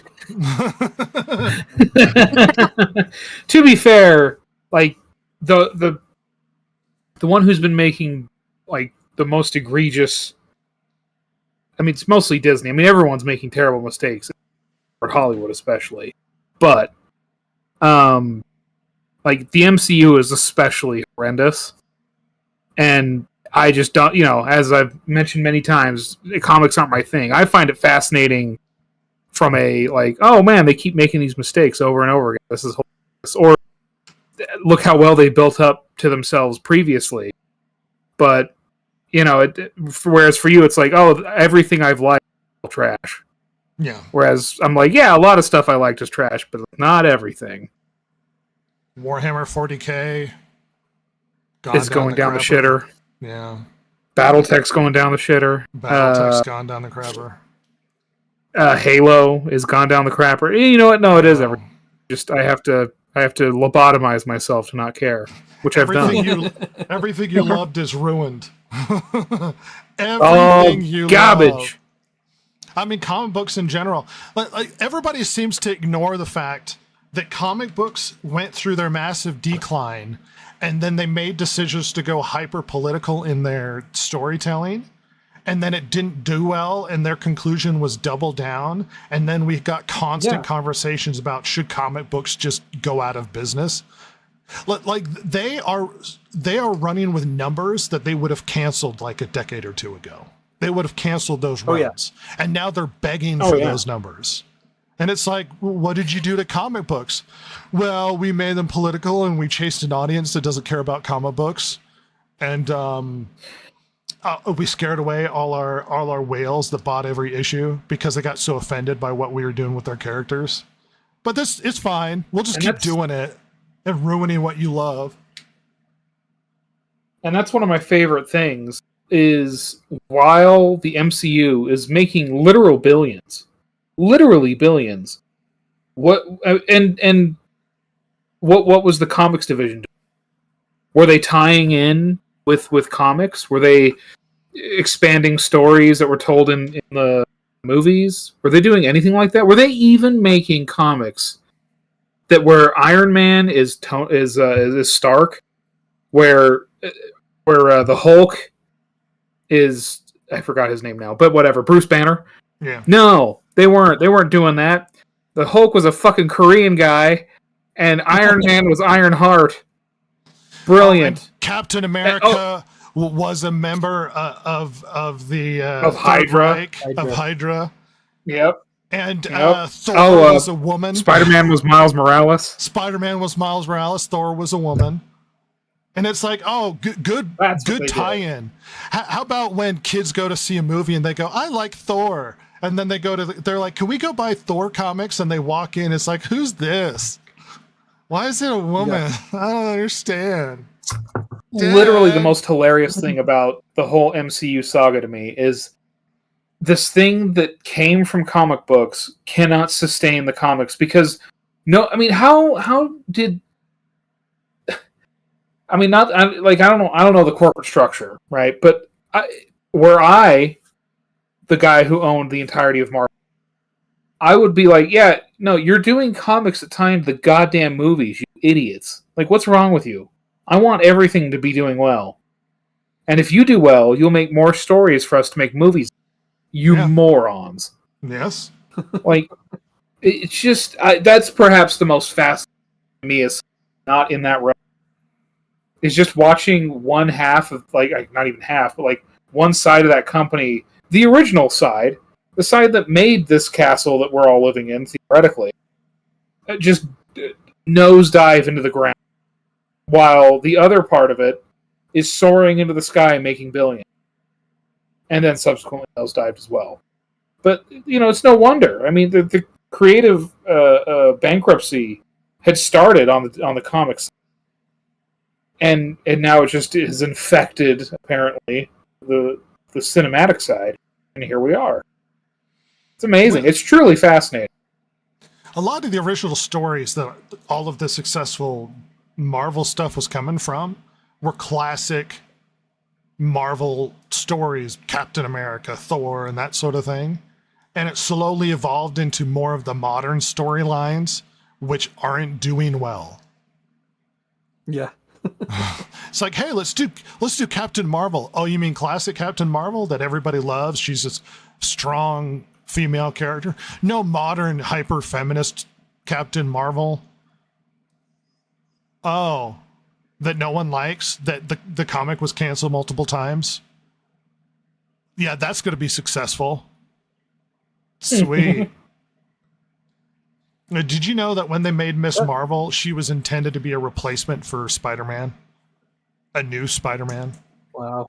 She was supposed to be young and energetic and cool and stuff, and it's like, no. And I don't necessarily hate Miss Marvel. It's just her comic's not for me, and so I haven't really read it, but I haven't heard like amazing things about it either. And then the show came out, and it was like, why are we making a show about a comic nobody cares about? Yeah, seriously. Well, because she's diverse. She ticks boxes. Because all of this content's made in a heavily white country, we need to feel bad about it and make content that's representative of other people who aren't as dominant in this country. So it's like, well, how about we get more Muslim characters? Okay, I mean, if they're written well, and she has to be, brown. Okay. Is that a guarantee for good selling? Or is the guarantee that if you make those characters, they have to be good shows? Because they always start with the premise of, I need to do the political thing, the ideological thing, and then they just assume and backfill, yeah, but we'll write a good story and people will like it. Or they don't care enough, and they assume the ideological thing will bring people in. And you're an idiot nerd who will eat everything we give you. Eat your slop. Eat your slop, you little piggy. Yeah. Just guzzle it down because you're a stupid nerd. You'll eat anything we give you. And it's a rant I've said over and over again, but it's like, if you... nerds are a breed where if you make something good, we will sing its praises and we will convince other people to come. But if you ruin it, if you screw up, we will drag your name through the mud across the internet for years. Oh, yeah. Don't go down the path of disrespecting a product and then expect us to be okay with it. As if this clearly comes from people who aren't aware what nerdy people are like. People sitting in comic book stores screaming at each other about nuances in a comic book. Like, you didn't think they were going to give a damn when you started to screw up their characters? Really? No, we're going to attract a new audience that doesn't read. Yeah, that doesn't buy the comic. Never really has. Well, I'm not saying they're illiterate, but they actually don't read. Like, newer generations just don't read. No, we can't read. Well, but what's funny is they do, just not the shit you make. Like, yes, more and more people don't read, but I mean, how much money is manga making? Oh, how much money is Romantasy making right now? Like all the see, that's a good point. Like, it's booming in a way, but it's just like it's like a narrowing of the audience. Where America created this sort of comic style, Japan has turned it into a thing so big it's outpaced American comics. Yeah. It's like, and you know what? Animation is destroying American animation. Oh, yeah. And I guarantee that if they translated French comics, they'd sell really well, too. Bande dessinée or whatever it is. But apparently they're really good. Yeah. Yeah, well, dude, the stuff I've seen, I mean, they have Disney there that great. But I can't read them. I don't know French. Yeah, believe it or not, Silver, were you aware that France makes Disney comics and they sell really well in France? It's not just I didn't know this. it's not just France. It's all over Europe. Well, the reason why I bring up France, Jason, is outside of Japan, France is the #1 consumer of manga, not America. Wow, that's interesting. Yes, they are a massive comic country, weirdly. Like, they have huge comic book shops. They are huge into that stuff. I You know. can still buy them at the grocery store. The reason Yes. I bring that up is because I lived in Italy for a couple of years, and I brought back a bunch of Disney comics, and one of the ones that is my favorite is Donald Duck is a superhero. He has a costume and everything, and he fights crime. Not Darkwing And I Duck, love but it. a Donald Duck superhero. No, not Darkwing Duck. It's Donald Duck. Darkwing Duck is pretty cool. I just though. remembered something. What's that? Because like that used to be a big thing for Disney. Like when my grandma died, they cleared out her house, and I wish I would have kept this stuff now, but there was so much of it that I wouldn't know Probably what to do worth with it, and it was all pretty degree of money. beat up. Some of it maybe. It was all pretty. I mean, there were 3 daughters in that house, and they all read the crap out of the stuff and probably borrowed it out to friends. So, Sure. but yeah, I mean, they're just they Disney made a lot of comics back in the day, and but well, I think the conclusion is make good stuff. If you make it, they Yeah. will come. The audiences will show up for good stories. try making good stuff for once. I know it's a stretch, people. And listen, like it is hard. I'm not saying it isn't, but good God, I mean, you're spending hundreds of millions on these films and video games and everything else. What are we doing? Well, that's what's so funny about a lot of this stuff is I think what we're doing is we're getting a huge influx of newer creators who aren't as good as the older people. And you might go, well, what's your evidence of that? And it's like, well, there's a lot of Literally evidence behind the scenes that most of the writing rooms in Hollywood are filled with like very young 20, early 30s writers who don't know how to structure stories very well. Here's an example. I think it was like half of the Avowed team that made the game. It was their first game. Oh, good God. Yeah. Wow. Now we're not saying that you can't be talented and young at the same time, but the results are kind of speaking for themselves. A lot of that comes with time. So instead of purging Very true, all very true. of the old white guys that you hate, maybe you keep the good writers around who helped raise up the new writers behind them, as opposed to presuppose, well, they got taught writing in school, they know how to do it. It's like, not necessarily. Like, I mean, I went to school and did a lot of writing. That doesn't make I'm a great writer. I would like to think I am. I'm probably not. I don't think I'm very good.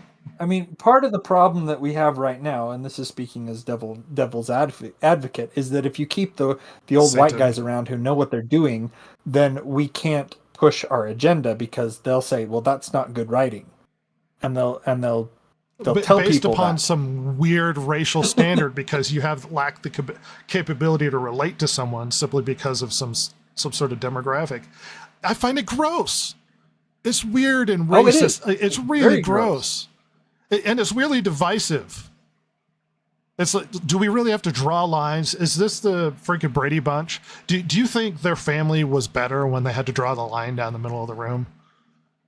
When you separate those kids? How about they get along? Huh?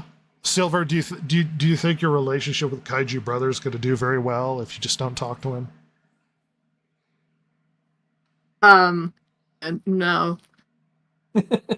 We have a line drawn between the upstairs and the downstairs That's a good of relationship. the house. Yeah. No, we talk. We're fine. Yeah. Yeah. Well, I suppose I've screamed at the internet long enough. No one's listening. Apparently Hollywood and anybody making this content isn't listening either. We do have stupid arguments to have over stupid content. Yeah.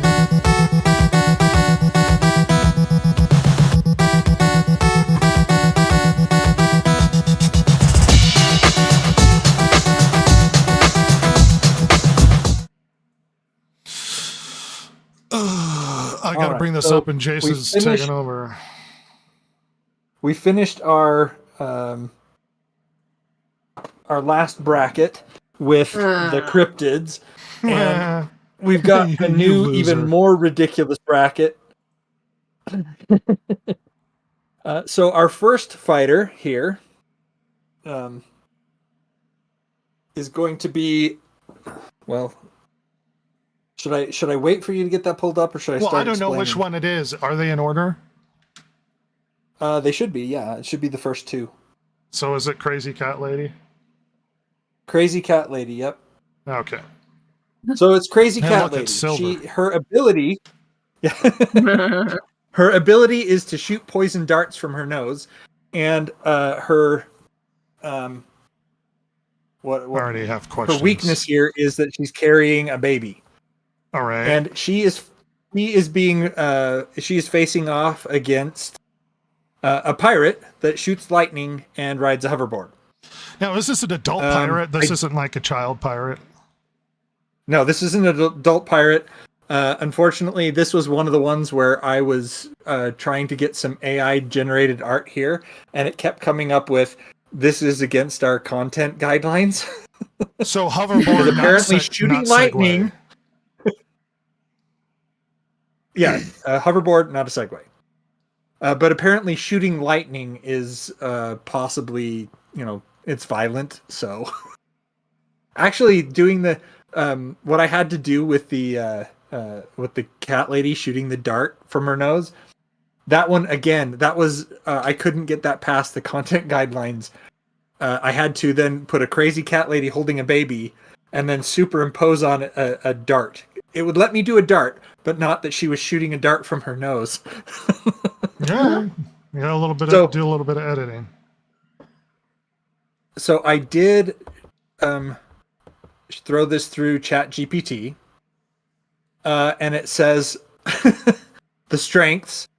The cat lady has the poison darts from her nose to give her a ranged attack, and I am thinking that since she is a crazy cat lady, that she can have her cats involved, so they may cause extra I severely doubt that. Yeah, I don't know about that.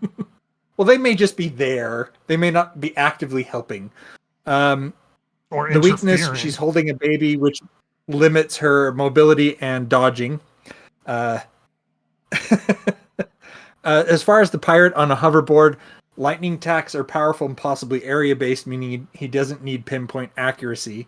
The hoverboard grants mobility. He can zip around and avoid poison darts. But the thing is that he is dependent on the hoverboard. If it gets knocked out, he's in trouble. And the pirates are not known for their balance, so he might not have full control over the hoverboard. I'm thinking that a pirate, old-timey, doesn't have... And the hoverboard can and will be a liability. So now you're presupposing that this is a pirate from the 1600s placed on a hoverboard without any explanation as to what to do.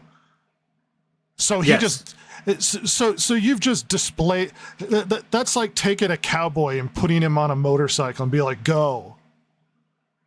Yeah. That's weird, Jason. It's supposed to be a hinderment. There's supposed to be something that's good and something that's bad. Hoverboard seems good as far as I'm concerned. Cats seem bad. Oh, hey, Strongly disagree. Oh, okay. Would you argue that cats would help in a fight or get in the way? The cat's gonna go hide under the bed, right? Like he's trained. Yeah, but you can't train a cat. I did. I trained him to meow at me every time he wanted a snack. What are you talking about? I didn't know I was training him. Or he but trained I did. You. Like cats or... Train my cat, there is one exact spot on the very corner of the table that if she goes there and screams at us, she will get food. Brilliant. Okay, jokes aside, you're all insane and the cats are a hindrance. No. Think of all Yes. those cats. Think of all the fur. It's getting in that pirate's eyes. He's gonna crash that hoverboard. I'm just curious Yeah. what sort of nasal strength this woman has, and like to Yeah, how shoot the does Gom Jabbar out of her nose. How does one project this Gom Jabbar? Is it a blown nose effect? Is it a Yeah, is she it farmer rocketing it? combustion projectile? It's like one of those blow darts from that the natives use. Quite accurate and can go pretty far. So she's blowing with her nose, and that's how it's expelled? Yeah. So it can go pretty far. How do you define pretty far? I would say it's medium range as opposed to long range. Here's the question. I mean, I would Is the say pirate stuck to the hoverboard? Because if it's awkward and he doesn't know how to ride it, wouldn't he just get off? He is stuck to the Rovar. hoverboard. That's part of what he's doing there. All right. I mean, there's huge questions as to what's going on and how has this occurred. And does he shoot lightning out of his hand? Like Goku shooting beams of energy?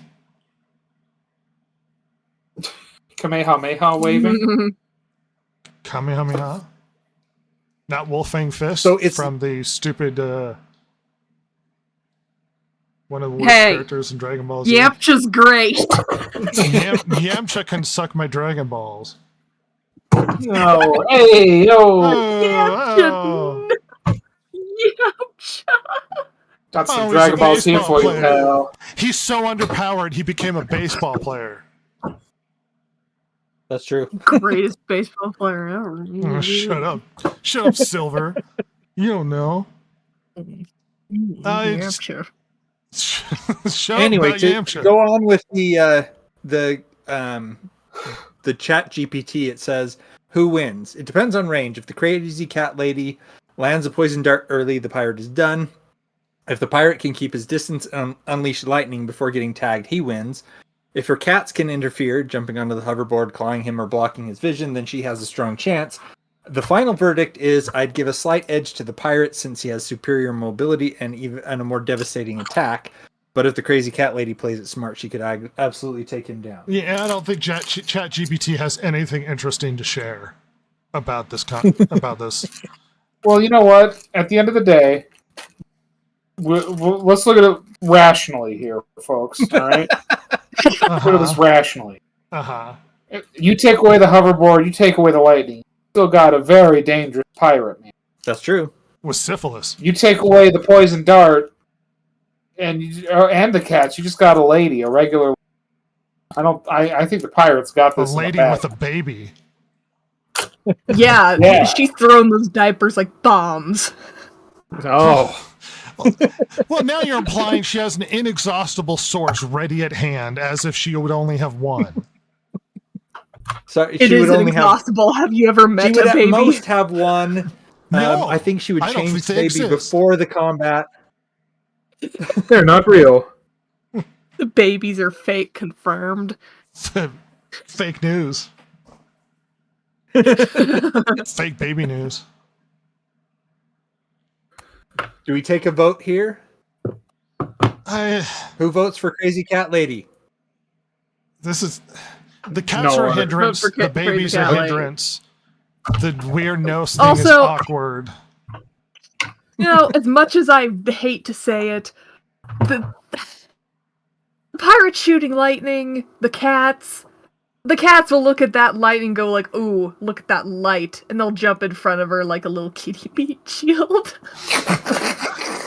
Yeah, they'd but run Silver, away. no, A Silver. 5 to 12-pound meat shield. No. With lightning comes thunder, and cats are the scaredest, most cowardly creature on this God's green earth, and will Hey, hide yo. everywhere. I highly doubt there's thunder along with this. Oh, there would be thunder. got Lightning is thunder. not quiet. It is quite loud. Bring the thunder. You've been Even pirate a thunderstruck. small bolt of lightning is not quiet. Correct. No cats are not Again, going to it's the cat inexhaustibly hair. jump in front of lightning to save their owner. This is absurd. You're making a dumb argument. Cats are I'm a just saying, hindrance as they're and running will get in the away way. and like a Yeah.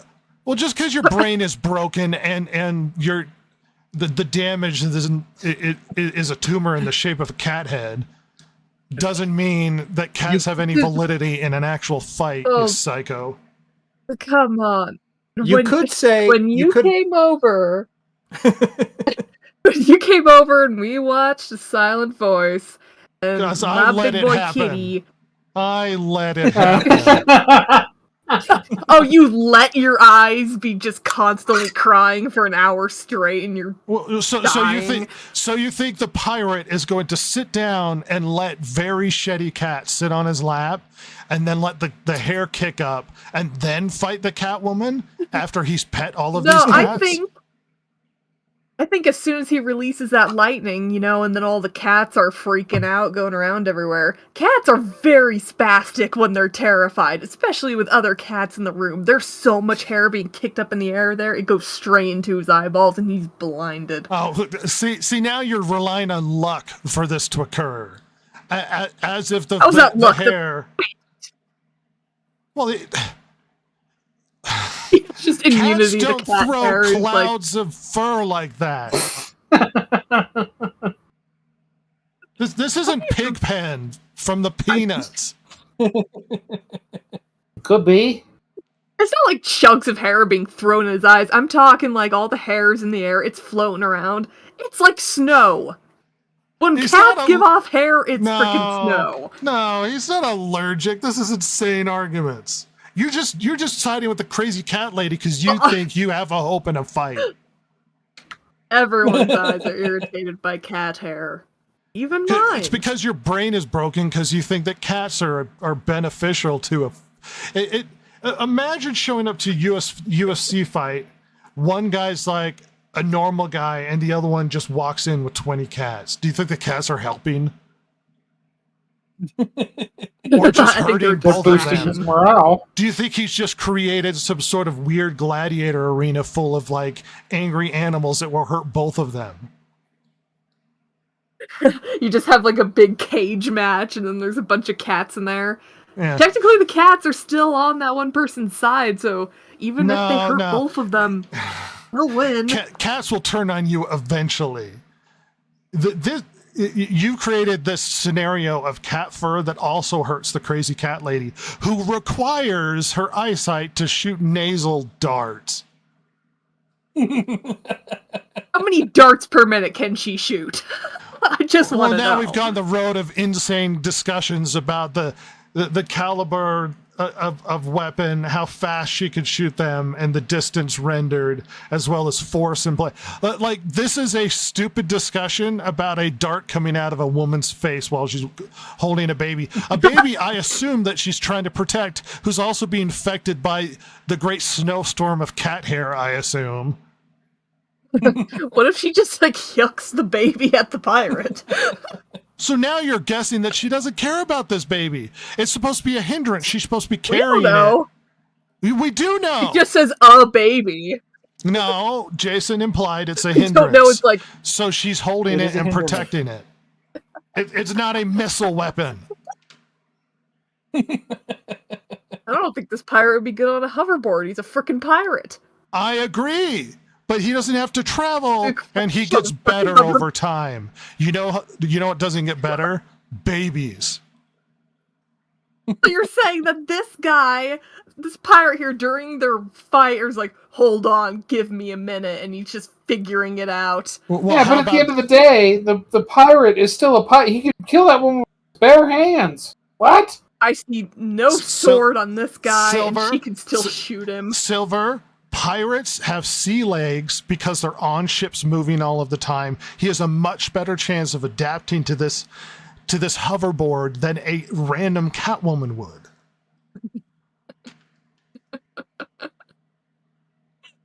You're just Look a at that hair. psycho It's getting caught in the hoverboard. because of cats. This isn't an accurate rendition of the said pirate. No, like it's not to an think it accurate is. rendition of the pirate. Some kid. It's pirate. Everybody knows it's pirate. Silver just has a brain disease that involves cats. He's trying to figure out the hoverboard. He's spinning in circles. He's just like, "Yar, I'll get to you eventually." You know, it You're doesn't just take a getting lot me of sea my hoverboard legs. You know, it doesn't take a lot of aim. Lightning It's true. goes everywhere. It sort of seeks things out. Yeah, and babies are lightning Unlimited rods. power, if you will. While that is true, the cats could draw the lightning away from her at least once. She's the biggest thing in the room. True. Yeah, but there's so many cats. So now She's you the don't care tallest about the thing. sacrifice.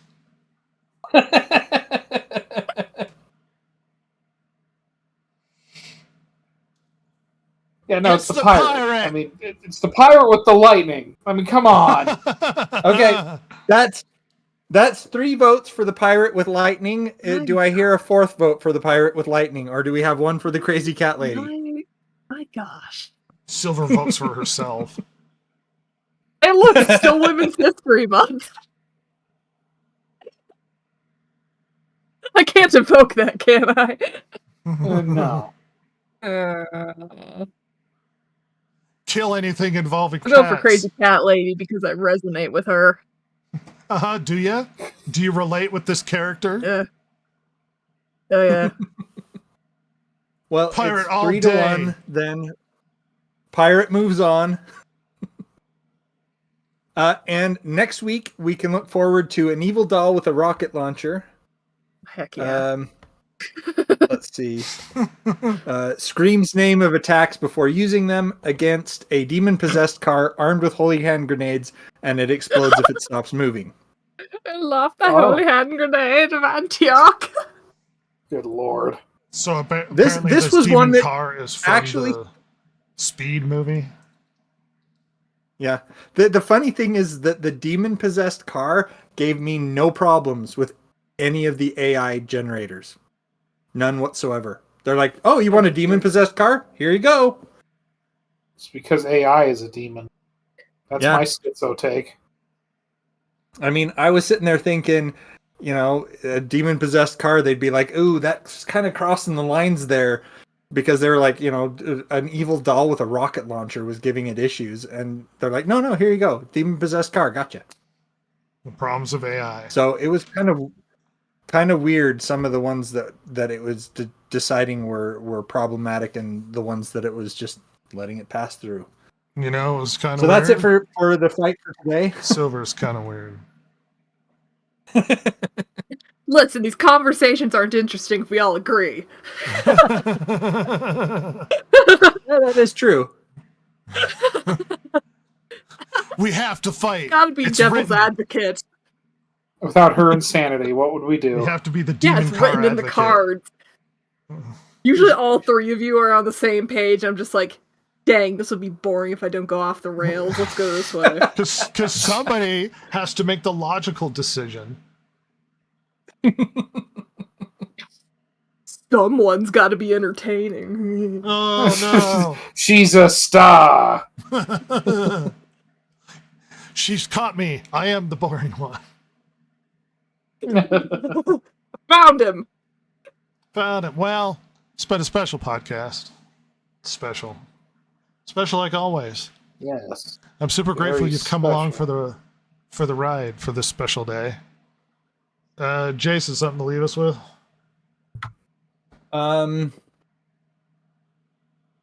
Just to reiterate what Rhett was saying a little bit earlier, don't give these people money. Make them earn it. Make them earn it, Ross. I'm gonna give him money. Keep making him do the funny thing. Keep Oh, making him do the interesting. thing that's hilarious. No, Let don't it actually. burn. Save your money. accelerate the give it to something that downfall. matters. No, yeah. There's still good things out there, and you should watch them, play them, Yes. whatever, enjoy them, read them. Gravitate give your towards support to that stuff. Believe it or not, if you pay attention, we're not just a complaining podcast. I talk about things I like all the time. Yeah. Oh, yeah. So they're out there, folks. Some of them even big budgeted. Some of them even big budget, yeah. Silver.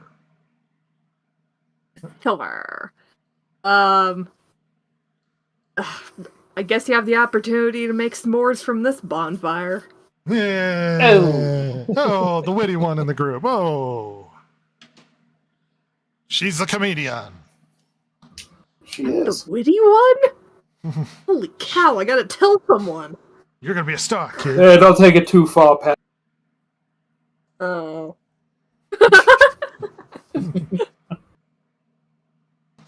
Well, it's been a special podcast, but we must flee. Thanks for coming along. We will see you guys next week. Goodbye.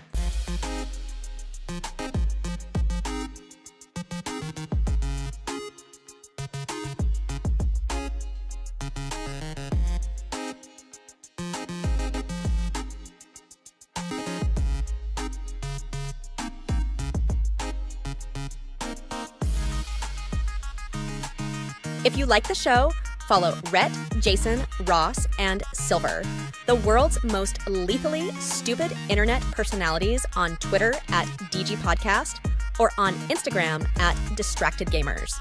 If you liked or hated what you heard here today, you can email them at thedistractedgamers@gmail.com and share your feelings.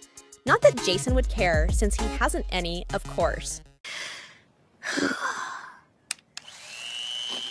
Oh my God, it's so juicy.